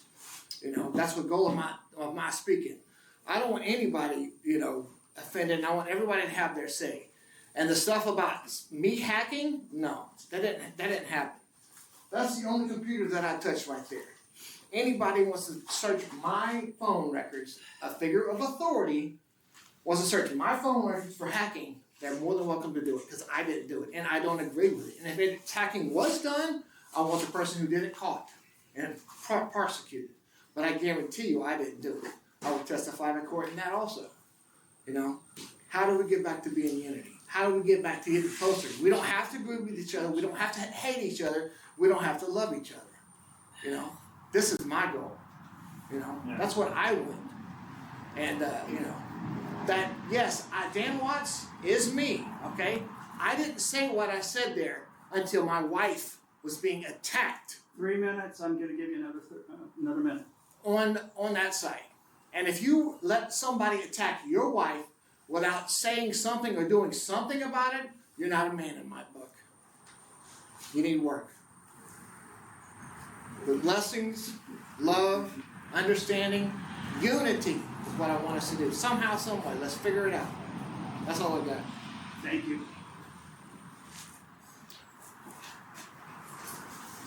Right. Next is Jen Harris. So I stand before you today with a simple but critical message. The only recourse we have, the only way to restore legitimacy and order to this association is to hold a full election for all 5 board member positions. Why? Because the very foundation of our current board is built on an illegal action. In March of 2024, Kelle Rahm filed an amendment with the Trinity County Clerk's Office that altered the structure of our board. The problem, she had no authority to do so. Under Texas Property Code Section 209.0041, amendments to a dedicatory instrument, which include changes to the board structure, must be approved by a vote of the property owners. Kelle did not hold a vote. Instead, she unilaterally signed, had it notarized, and filed the amendment on her own authority in clear violation of the law. Yet the June 2024 election was conducted based on this unauthorized board structure. That means the entire election process, every candidate, every vote cast, and every outcome was based on rules that were never lawfully enacted. So an election conducted under an illegitimate amendment is itself illegitimate. It is fruit from the poison tree. But it gets worse because after this invalid election, the newly seated board members immediately moved. At the annual meeting, they adjourned and then went into executive session to select officers. This too is illegal under Texas Property Code Section 209.0051, Section H. Selecting officers must be done in an open meeting. It cannot be done in an executive session. It explicitly states that it cannot. That means that even if the board had been properly elected, which it was not, the officer selections were still invalid. So what does this mean? We have a not legally elected board and not legally selected officers. Every decision this board has made is invalid. And really the only thing we can do, replace the board. Now some may argue that Kelle still has time left on hers because everybody else was voted in. But I asked you, would we be in this mess without her repeated unauthorized actions? Her unilateral changes have violated the governing documents of Texas state law. So I at that point, remove the board, don't keep her as the one last, call for a recall election, a recall whatever. We cannot move forward until we correct the fundamental wrong that has been done here. We cannot allow a board built on illegitimacy to continue making decisions that impact our community. The time for half measures is over. The time for excuses is over. The time for a fair, legal, and fully authorized election is right now. Thank you.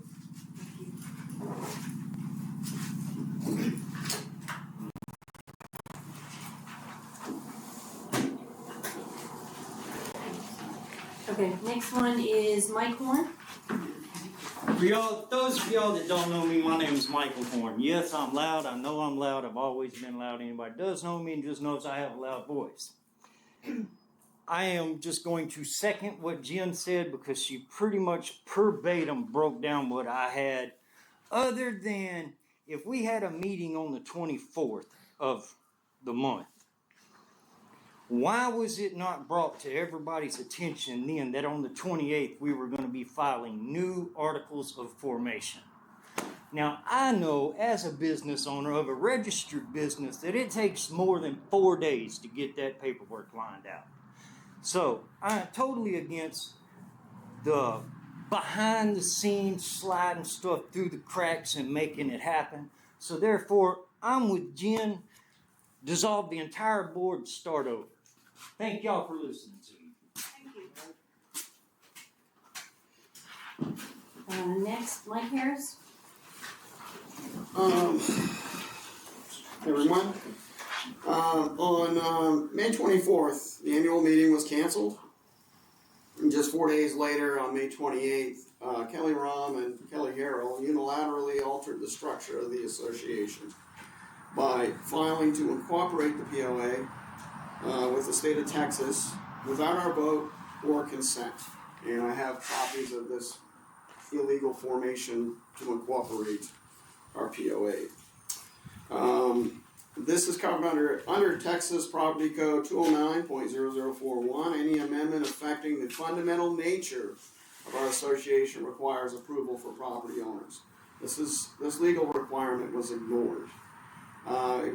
It's extremely straightforward to me, but I did consult with our attorney, Dustin Chimento, with the Fears Law Group. He looked over our covenants, bylaws, what we consider our bylaws, and he agrees. There's nothing specific in there that gives the board the unilateral right or anyone to do that. After talking to Joe Chambers, Joe was not completely aware of this either. He did not go along with it. They didn't vote on it. I don't know where Travis stands on that because they have Harrell, Joe Chambers, Travis Elliott, Kelle Rahm on the board on this paperwork to file. And then we kind of figured out that a great way to do this, didn't really think about it until the Zoom meeting, and then Kelly mentioned about dissolving the board, dissolving the POA. And I think it said early on in there in the Zoom meeting, you said something to the effect along the lines of, in your opinion, the POA should be dissolved, and that it's dysfunctional. It's just not working, which, let's be honest, it kind of hasn't been. And now I understand why this was done. If we're incorporated, it makes it real easy to dissolve a POA. Just completely, it's line by line, very, very easy to do. When I'm done, I'm hoping Kelly will address this. This was unethical. There was no vote by the membership. Not only did you file it on May 28th, we didn't find out, Jen came across it in late August that this was done. The new board, Phil, to my knowledge anyway, and maybe Phil can address this if he knew about it before August, Charlene and Jerry, they had no idea this was done in the dark of night. This is completely unethical for any board member to do. You should just resign, honestly. It blows me away. Therefore, because unless this is immediately revoked by Kelly and Kelly, 3 minutes. And 60 seconds remaining. Called out from the board itself, the board needs to vote on this and talk about it now. Until this is removed, and I know the whole thing of we're just trying to make things right. You don't make things right by doing this on May 28th, not telling anyone, don't get the members to vote on it. That is not doing it right in any way, shape, or form. So I have no trust in what Kelly and Kelly say at this point. Therefore, Jen and I are not paying our property dues. If you try to put a lien or our membership for the POA dues. 15 seconds. Until this is recanted, removed, I don't even recognize this. And if you do, then we'll be in district court in Groveton. And any judge will throw this out for sure. And then under Texas law, we can put the cost back on the POA because it's unjust. Thank you, Mike. And we don't want to do that. We don't want this to go to court. It needs to be taken away. Okay, next is Sullivan. Okay. I am here to ask for a recall election of all the board members. Per the Texas Code 22.211 or per the Texas HOA Association's law library. And here are some of the reasons, and they have already been stated. There were 2 amendments filed. Can you speak up a little bit, please? There were 2 amendments filed by the chairman, Kelle Rahm, that were not voted on by the members. This was brought out that she did this. She was supposed to go back and revise it. As of Friday at 11:30 a.m., she had not revised it. She is derelict in her duties. Okay? A proxy vote, she did the amendment in November of 2023, and what happened was in 2010, there was an amendment of the same paragraph, and it omitted the proxy vote. That does not mean that it's not available to us. Since it had been done the past 50 years, just because it's not in there, we can still use it, it's still legal. When she says no proxy votes, that's illegal. She cannot do that. They postponed the May meeting and all because they had to get the corporation in before the new board was voted in June, because if it was done in May and they had not filed corporation papers yet, they'd have to disclose that. They didn't disclose it anyway. They haven't disclosed it for the whole association. They said, oh, well, we said something at the last Zoom meeting. That's not sending out a notice to everybody that they incorporated. Everybody was saying, well, where does the S come from? Camp Ranch Acres Subdivision POA. Because that's the way they incorporated it with the S. That's why they want it. Now ask yourself again, why are they doing this? Oh, I don't know, maybe the roads will get so bad and then maybe the property values will go down and then maybe somebody who has connections to a builder or a developer will come in and buy up all those properties and then come in and basically change the whole subdivision. My other thing is the federal tax ID. They say, oh, they took it away. The federal government took away our original tax ID number. No, they don't rescind numbers. We still have it. It's still there. If they had done a little digging, they would have found it. We could find it. Why couldn't have they found it? So now, this new association has a separate new tax ID number. You don't think the federal government's gonna frown on that? And what kind of money are we gonna be out at fighting that? Okay? Now, we have never been illegal, regardless of what somebody said. We did things because we were a small subdivision.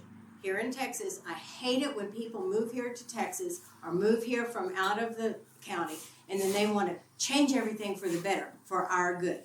Ask yourselves if this is for our good. Yes. Yes, ma'am. Yes. Yes. I don't know, you're pointing to me. Why are you pointing to me? She's got her 3 minutes. Yeah. Do you have any more? Because you still have 30 We seconds. still have remaining. time. Okay. Okay, last personal note. I've heard people say Jerry rigged the last time we did the washout. The washout before was not a complete washout. It was the culverts had collapsed and all we did was remove the old culverts and put a new culvert in.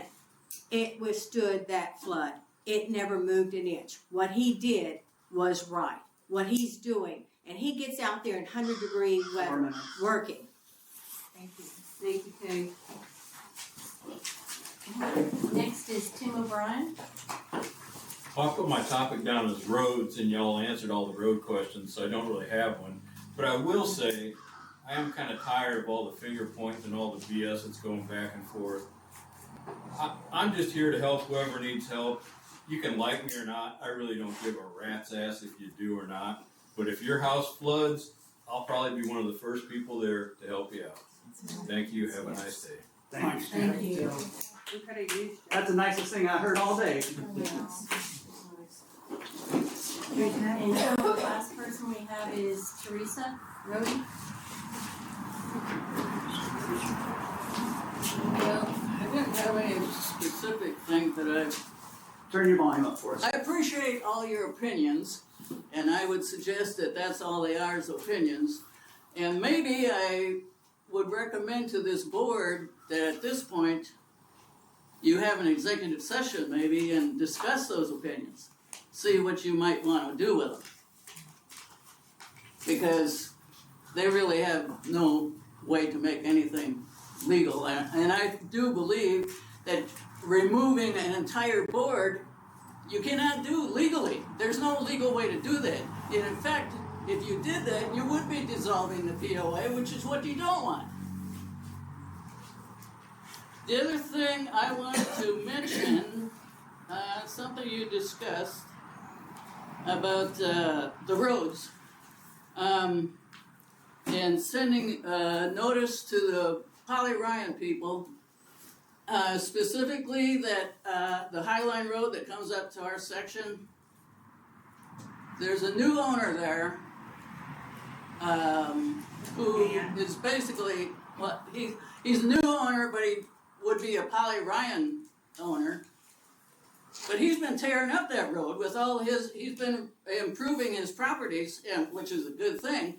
But his tractor's going up and down our road. Now, I would say if you're going to send him a letter or talk to him about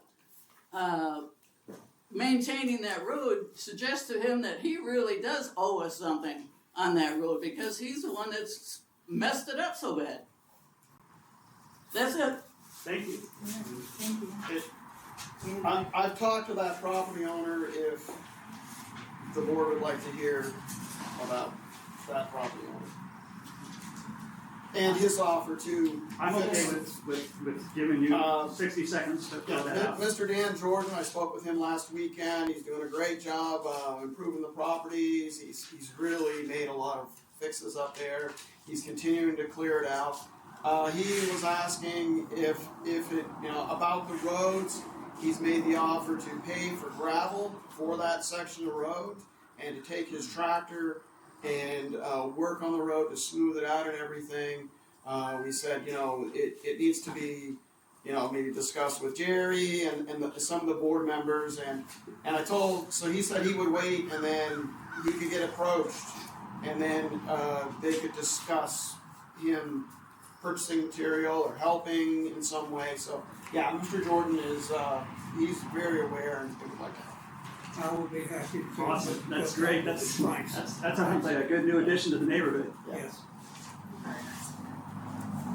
Do we have anybody else that? No, that was all. If we're letting people speak, do you mind if I throw my name in? I wasn't aware we needed to sign for 3 minutes. Is there? I have no objection if the board doesn't. Wonderful. As I mentioned, I didn't plan on coming to speak to you guys today. I came here just to listen to the fiasco. I think first I'm going to start off by speaking of faith. We're in a place of God today, and I believe we're more than one assembled. God is present. The hate that's going on in this community is absolutely ridiculous. I think it was mentioned by Paola getting onto the topic of why you would have voted any other way. I don't know any relationship. I believe our country was founded on the option to remove ourselves from a situation that we don't feel comfortable in. That's a God-given right as an American. You don't enter into a marriage one-sided and someone not be able to get out of a relationship that they don't feel is functioning correctly. This is a God-given right that we should all be able to participate in. If we don't feel that this is going correctly, we should be able to stand up and say no. You've come in here today and you've spread fear-mongering and hate to represent one side of a story. You would conveniently leave things out of the story. The reason the bylaws were updated, the reason that these clauses were updated, is because this community was being represented as a community that paid taxes. Things were done to bring this into compliance because of the things that the family and the previous board members did. They were in response to those. Not any other reason, not anything nefarious. We're here to watch this community grow and to listen to the hatred and the finger pointing of not wanting outside community members to come in here. I'm sorry. God bless you guys. You're getting up in age, and it's going to take someone younger like myself to come in and take your property. Speaking of property owners, it's odd that all of this started when Jen Harris was given a piece of property. Jen Harris is not a homeowner. Jen Harris owns a piece of property that was given to her by Jerry Sullivan prior to the last election. Oh, kind of So like that your they- mother gave you. Kind of like your mother gave you. I am a homeowner. Allow. Property. I'm speaking. Thank you. As I will finish up today, if you'd like to bow your heads, I'm going to pray for this community and this place of God. If you want to continue to spread the hate, I would ask that you at least stand up and grow a set and say it's you. We all know it's you. You refuse to admit it's you. Stop playing the Are game. you referring Yes, to me? yes, sir. 100%. Wait, whoa, whoa, whoa, whoa, whoa. You're not gonna do that and buck up and you don't We're put a done. pistol on your side, boy. We're done. That's it. Take the pistol off if you're That's gonna do that. That's it. That's it. Where's your license? Take the pistol off. Cody. You don't have to have a license in state Texas. I'm accusing you and your wife of being the creators of That's not what this is for. That's not what this is Shut it for. down. This is recorded. Charles, you wanted to speak? Yeah. I was gonna keep my mouth shut, but, I do have something to say. And, it's both sides, or all three, whichever. Somebody's neutral, somebody's on one side or the other. I really don't like what's going on. I've been in this community longer than any of you. And everywhere you see Jackson, that's me. That's my family. Okay? And all this fussing, it's ridiculous. The stuff that gets sent to me, I don't read that shit. I don't read it. My wife sends it to me, and I'll let her break it down because I just don't respond well to all what is happening. What I would like to see, there was a lot of accusations made by both sides accusing people up here of certain things. I don't live here. I have a wonderful place here. The people in Camp Ranch Acres number 3, for me, are all good, wonderful people. I want to see them stay that way. Past that little canal, I'm going to tell you something. It's a mess, okay? But it didn't get there overnight. And it didn't get there just because y'all are on board. But what I heard was accusations to almost every one of you. I would like to hear you talk about that accusation, whether it is or isn't. If there was an action that they thought was something you did bad, I think you probably did something with a good spirit, with good intentions to try to help the association, whatever that was. I can't point fingers at any of you because I'm not in it. I can't be in it. I'm too far away. But when I come up here and I see all my friends and my neighbors are all stirred up, and the mess that y'all put on that stupid Facebook page, you ought to be freaking ashamed of yourself. I mean, you're adults.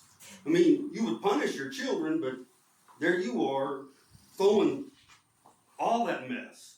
You ought to do away with that page. Jerry, if you own it, kill it, and let's start over afresh. You can't keep dragging. You cannot keep dragging old baggage around with us. This goes for both sides, and expecting to come together with unity. This board needs unity from this end to that end.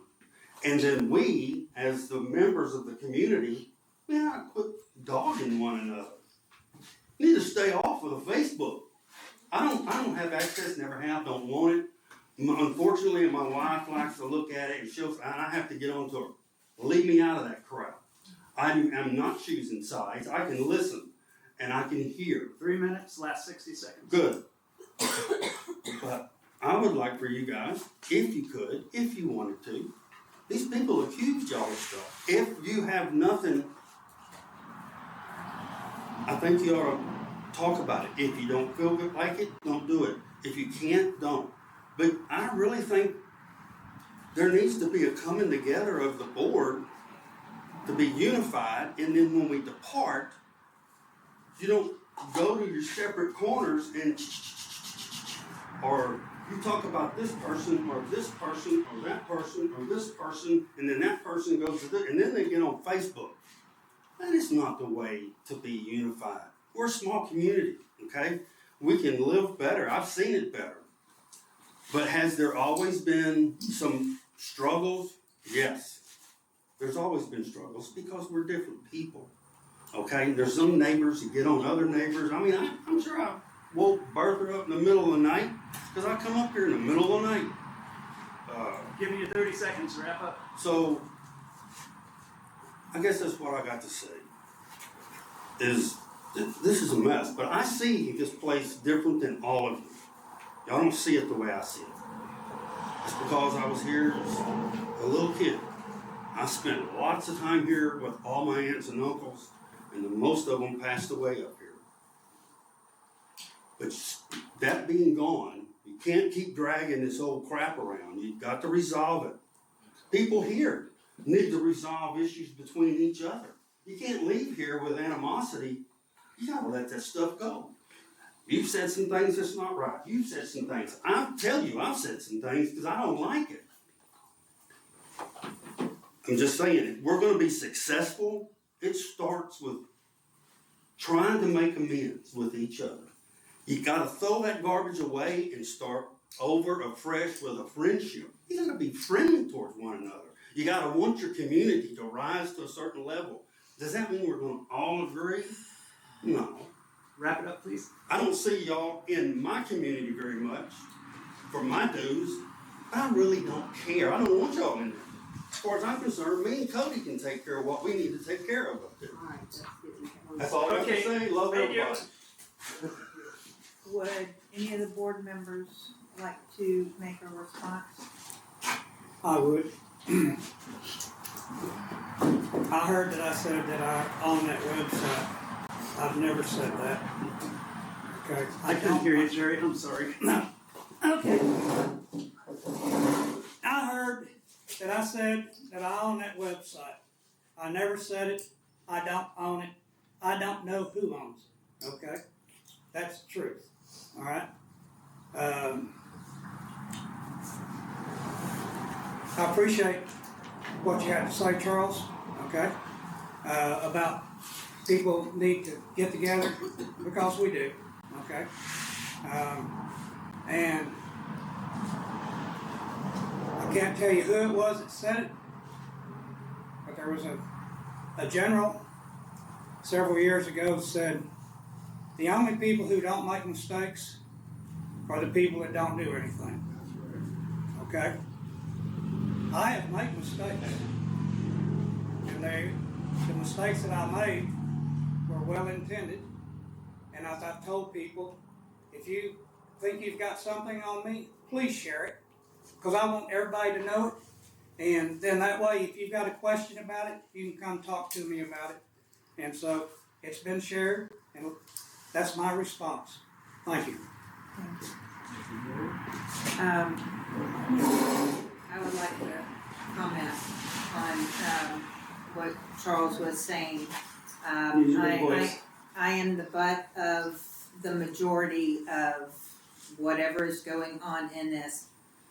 Whether I was voted in as chairman or not by you, your standards or whatever, the way it was done in the past, it is what it is. Okay, so I guess how this thing started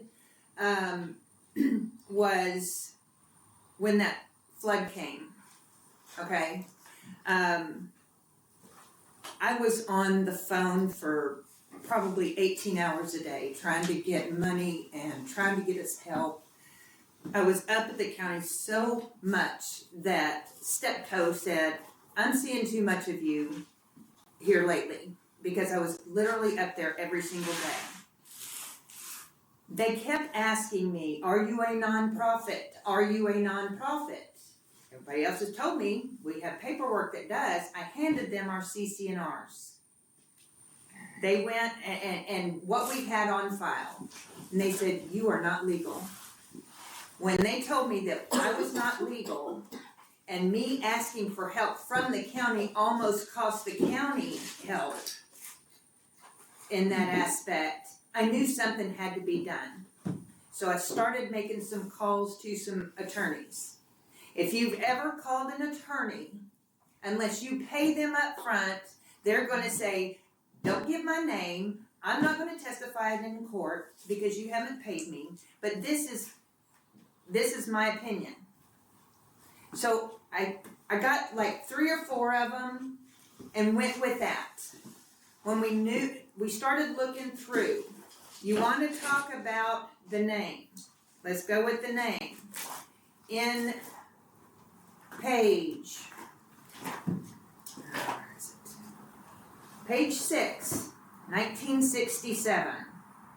There is hereby created the Camp Branch Acres Subdivision Property Owners Association, hereinafter referred to an association. Documents, you can see them in plat maps. Go to the TRA. Up until 1977, somewhere around there. There are no meeting minutes. There are no votes. There is nothing that it went from Camp Branch Acres Subdivision Property Owners Association to Camp Branch Acres Property Owners Association. We can't find it. When we checked got with the IRS on the tax ID number, it wasn't there. They informed us that after 3 years, they get rid of that ID. In 2007, they did a complete purge. So, however long, because taxes had never been filed for this association. Because we didn't have to. Yes, you do. You were secretary. You were secretary. You know, and we did not have to do it.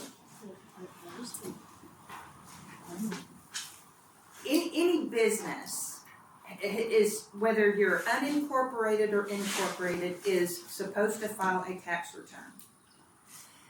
So when we found out that we were not legal in that aspect, you know, whether it was done intentionally or not, that's not the deal. I had to make, and this is what I was talking about in the general meeting, that I had to make a split-second decision to protect the people of this community.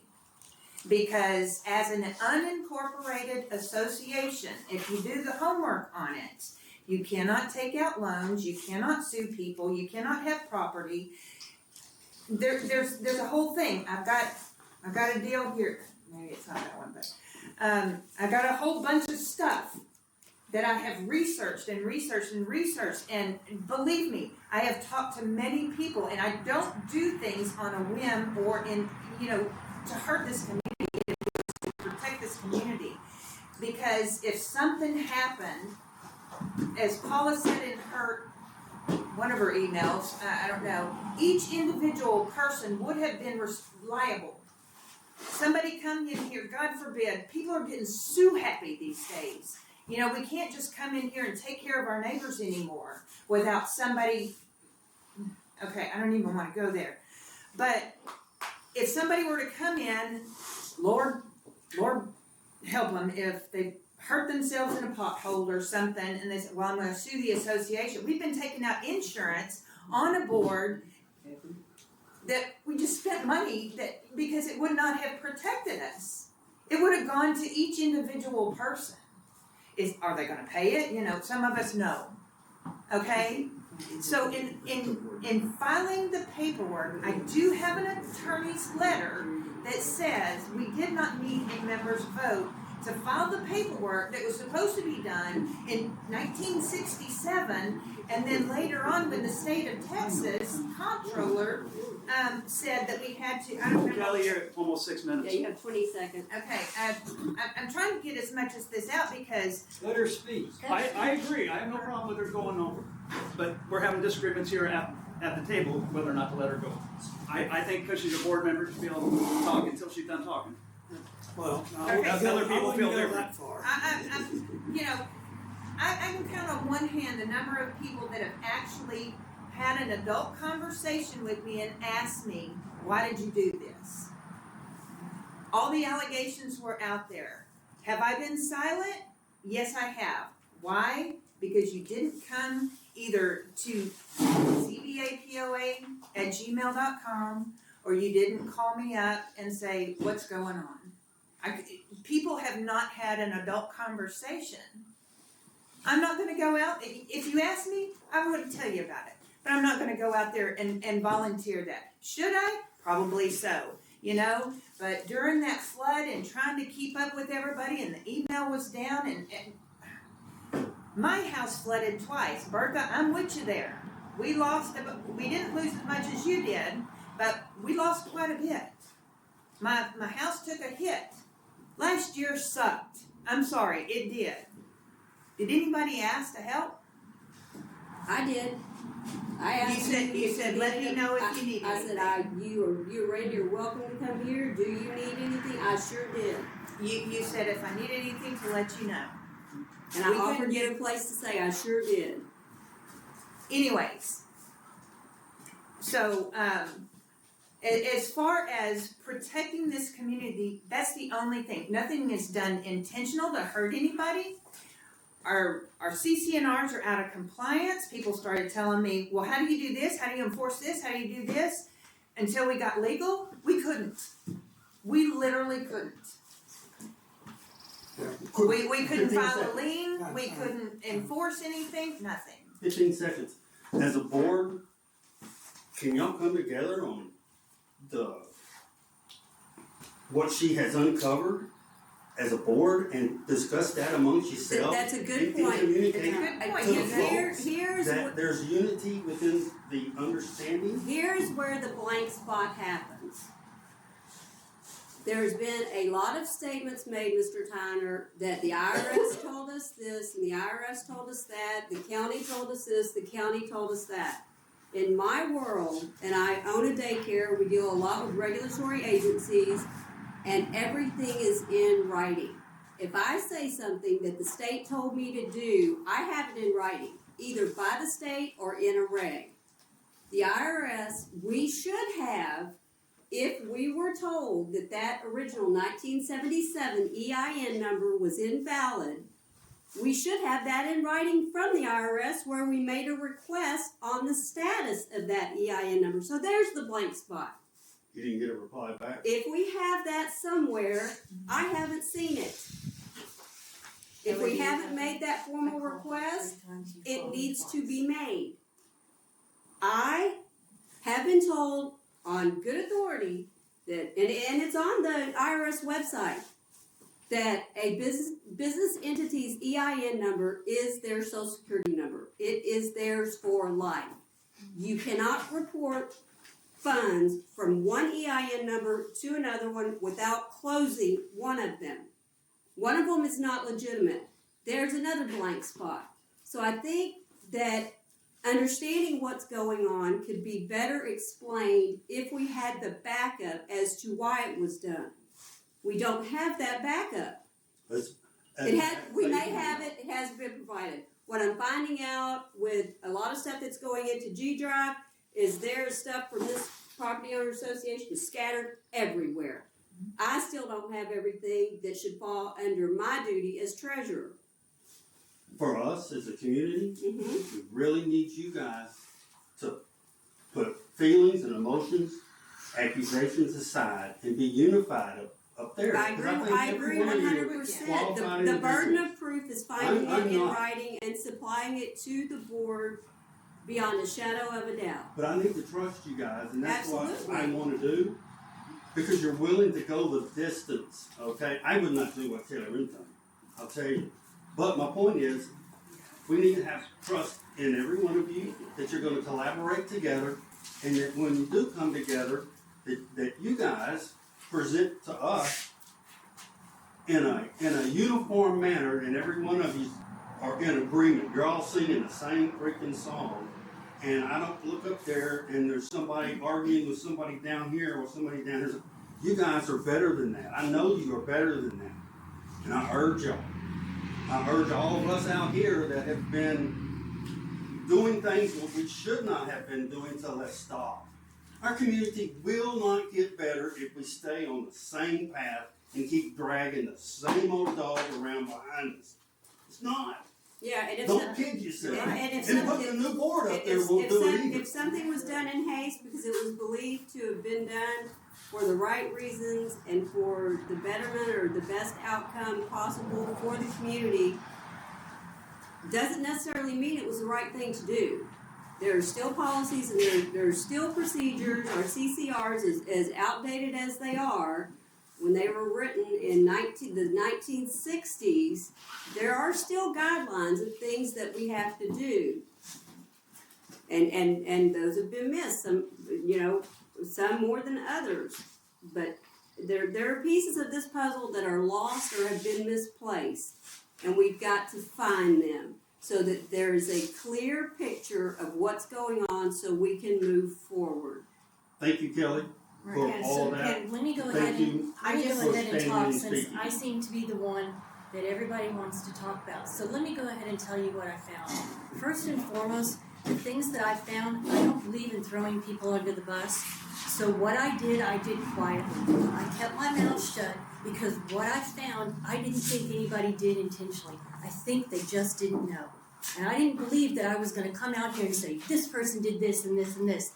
But my silence has been viewed as I've done something shady. So let me just tell you what happened. When Kelly came to me and said, they said that we're not on the state, we're not a nonprofit. I said, well, that doesn't make sense, because if we're not an incorporated nonprofit, how could we have filed a lawsuit back here in 1986 where it said, plaintiff, Camp Branch Acres is a nonprofit association based in Trinity County. Okay, that was in 1986.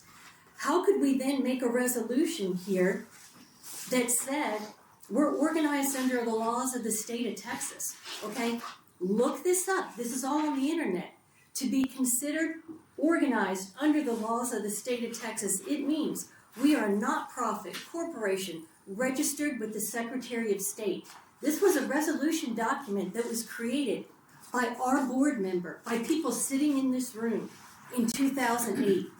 In addition, an unincorporated HOA cannot borrow funds. We borrowed money. In fact, we have a document here that states that the corporation authorized Camp Ranch Acres to borrow money. If we weren't a separate legal entity, then why did we need this letter to give to the bank saying that the board of directors let the corporation borrow money? Okay? And then we have the last that I found is the management certificate that we filed, another legal document that says Camp Ranch Acre Properties Association, a Texas nonprofit corporation and property owners association. These are all legal documents, every single one of them, right here, right here, right here. We've got names on it. That's what concerned me. We're holding ourselves out to be a nonprofit corporation. Yet the Secretary of State does not have that on file. So what did I do? I filled out this form. This is what the whole hoopla is about. I filled out this document. Everybody can come look at it. This is what was filed with the Secretary of State. It's a certificate of formation. What I sent to them when I asked them if we are a separate entity was our CCRs. This is what was sent, and they approved us. And the reason they cited for it is because C1 set you aside as a separate entity. And it further said that C7 specifically said that the board of directors of said association functions as representatives, meaning the board is separate from its owners. That's why I did what I did. As far as the IRS goes, when I had to file this, they said, what is your IRS number? Okay, I called to validate the number. I was told they didn't have it on file. I will get it in writing now. I've called 3 times to get 3 different people to make sure that what I was being told was correct. I then told Kelly that information. Travis and Joe knew that information. It wasn't disseminated to everybody because I didn't want to throw people under the bus. I then found out not only did we not have a valid tax number, but we never filed a tax return. Please go to the IRS website yourself and look it up. Whether you are incorporated or unincorporated, an association is required to file a 1120H form yearly. We receive 1099s from the bank that I have here, if anybody would like to come see them. We receive 1099s from the bank. Here they are, year after year after year. But we never filed taxes to accommodate this under that tax ID. That's a problem.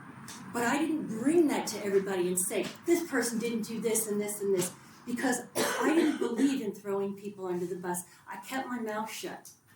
And because I kept my mouth shut, it's been looked at. She's doing some shady shit. She's trying to dissolve the POA. Never once did I say I wanted to dissolve this POA. In fact, when I came here, I got elected to the board. And what I found out when I first came and realized that our bylaws in 2010 state that we can't modify anything in the CCRs without a vote, but yet the dues was raised to a 150, that was a problem for me. Because I had a legal document that said you couldn't. We were referring to something back in 1982, but we have an amendment that says in 2010 very specifically, no changes can be made without a vote. At that time I realized there's a problem. If I sued this HOA, that's going to make everybody here responsible. And what happens to those people that didn't pay their $50? So you know what I did? Instead of paying the money for the legal fees, I paid the money for everybody else that didn't pay their $50. Nobody else knows that. Kelly knows that. Charlene knows that, and I know that. That's the only 3 people that knew that. She knew it because I had to sell the money to her. She knew it because she had to take the money and put it to everybody's ledger. It's never been brought up. So I'm not here to push to dissolve this association. I'm pushing to get us right, to make us compliant of what we've said in legal document after legal document after legal document after legal document that's been put out there. I'm trying to protect every single one of you without throwing anybody else under the bus. Thank you. I thank every one of you, but I really thank y'all because To me, now you're starting to jail, and where you didn't understand, I'm hoping you're understanding. We need y'all. It was selective understanding, I'm pretty sure. And it's always been encouraged. Mind you, we have issues on how responding and we all need communication work. It's never gonna change. But all it takes is, hey, I texted you the other day. Did you say this? Because it had been brought to me. I'm not gonna believe somebody, I'm gonna go to the source. And that's what I do. If somebody had just come to the source, maybe some of this other stuff, Theresa does it all the time. You want to comment on this, or you want to, hey, what about this? You know, thank you, Theresa. Cody, and I got another property owner that'll come. What is going on? Okay, well, answer the question. Can I make a comment too, Ms. Harrell? Kelly, thank you for, bringing that out of I get that folks want to do things and help out, but going forward, please tell us. And I didn't want to throw people under the bus because I don't think any of this was done intentionally. I don't think anybody put it out there and realized they didn't go have and this. ask anybody? But see, it goes both ways. It goes And I'm both ways. getting here. But there's been a lot going on, okay? But I felt, thank you, because now I see, because you're absolutely right. In the dark, I'm looking at this going, hey, there's no, it was done in the dark. The board members didn't know. When that happens, then the theories go wild, right? I mean, because we don't know what's going on. So please let this be a great moment for the board that everybody works together. Everything gets put out to the, let's do let's do a bylaw committee. Let's just put it all out there. Yes, mistakes were made on both sides by different people, but let's just get over this and just put it all out in public. And have discussion. This needs to really, really, really be discussed, because this is what makes people really worried about what's going on in the dark. Everything. But nobody ever asked me. No, we but don't. But y'all don't need ask to us either about what happened. It's the board. Hold on. It's the board. The board represents the people. It's the Texas Property Owners Protection Act. The board is there to represent the people. It's the board members' responsibility. We can ask, but this stuff like this needs to be done in public. I was not comfortable saying, on this date, this person did this, and on this date, this person did that. But the rules and regulations protect us. Go for 6 months, just everybody trying to spin what they're spinning, trying to figure out what's going on. But that's on me. I chose to take that. You realize what it created in the But subdivision? I chose to take it because I'm not throwing this man under the bus. Well, that's not my plan. Jerry's a grown man. He's big. I understand that, but I, as another fellow board member, am going to do what I can to protect my fellow board members. We don't need anybody else under the bus. Going we need to start fresh. Don't do that. Going forward, please, full disclosure, work together, full disclosure, fix the mistakes, get a bylaw committee, open full disclosure on everything. And that's how we should proceed. Yes, please. Right or wrong. Right or wrong, we'll fix it. And please. We'll fix it. So are you willing to take that same sentiment and rescind all of the accusations that you've made publicly on your Facebook page and your website? We have nothing to do with that website. Talking to another community. We have nothing to do Are with that you willing to website. resend? Somebody under this thing knows about the Are you willing to say that Cody, you were wrong? Cody, you need to wait till you're recognized. We're still in a meeting. One last. It's cool to say stuff, but until you back it up with all the things that you've written and say that you were Cody. Let's work on unity, bud. Please. There's a lot of hurt feelings. My feelings aren't hurt. I'm sick of seeing someone manipulate the situation and prop up a board member with their own thoughts. This person has continued to. All right. I need someone to. Jerry. So I'm motioning that we adjourn. Jerry wants to say So that's something. enough. You're not willing to accept that you're wrong. The one thing I want to tell you is, Can we let Jerry talk, please? if you see that I've done something wrong, bring it to me, okay? I'm a big boy, and if I make mistakes, I'll say fine. Dad, I can't hear you. Can you please speak up, or can Cody shut up, please? One or the other? Just be positive and quit saying negative things. Dad, can you please speak, please? As I was saying, I'm a big boy. If you see that I make mistakes, come talk to me about it. We'll figure out what we gotta do to straighten it out. Because the worst thing I can do is make a mistake and then continue to make it because somebody hasn't But it wasn't pointed it just out. you that made the mistake, that's the problem. And there's people that are no longer in this subdivision that participated and signed these documents. I was not comfortable throwing people under the bus that aren't here to defend themselves. And It's I- not the right thing to do. I understand that, but if you come tell me, then I know where you're coming from, okay? All right?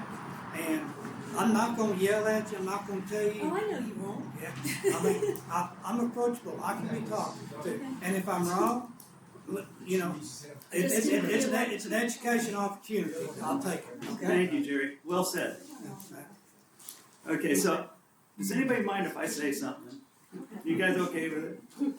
I tend to get my foot in my mouth every time I open it, so here we go. I want to thank you, sir, so much for your positive words. I want to share that every member of this board has nothing but your best interests at heart.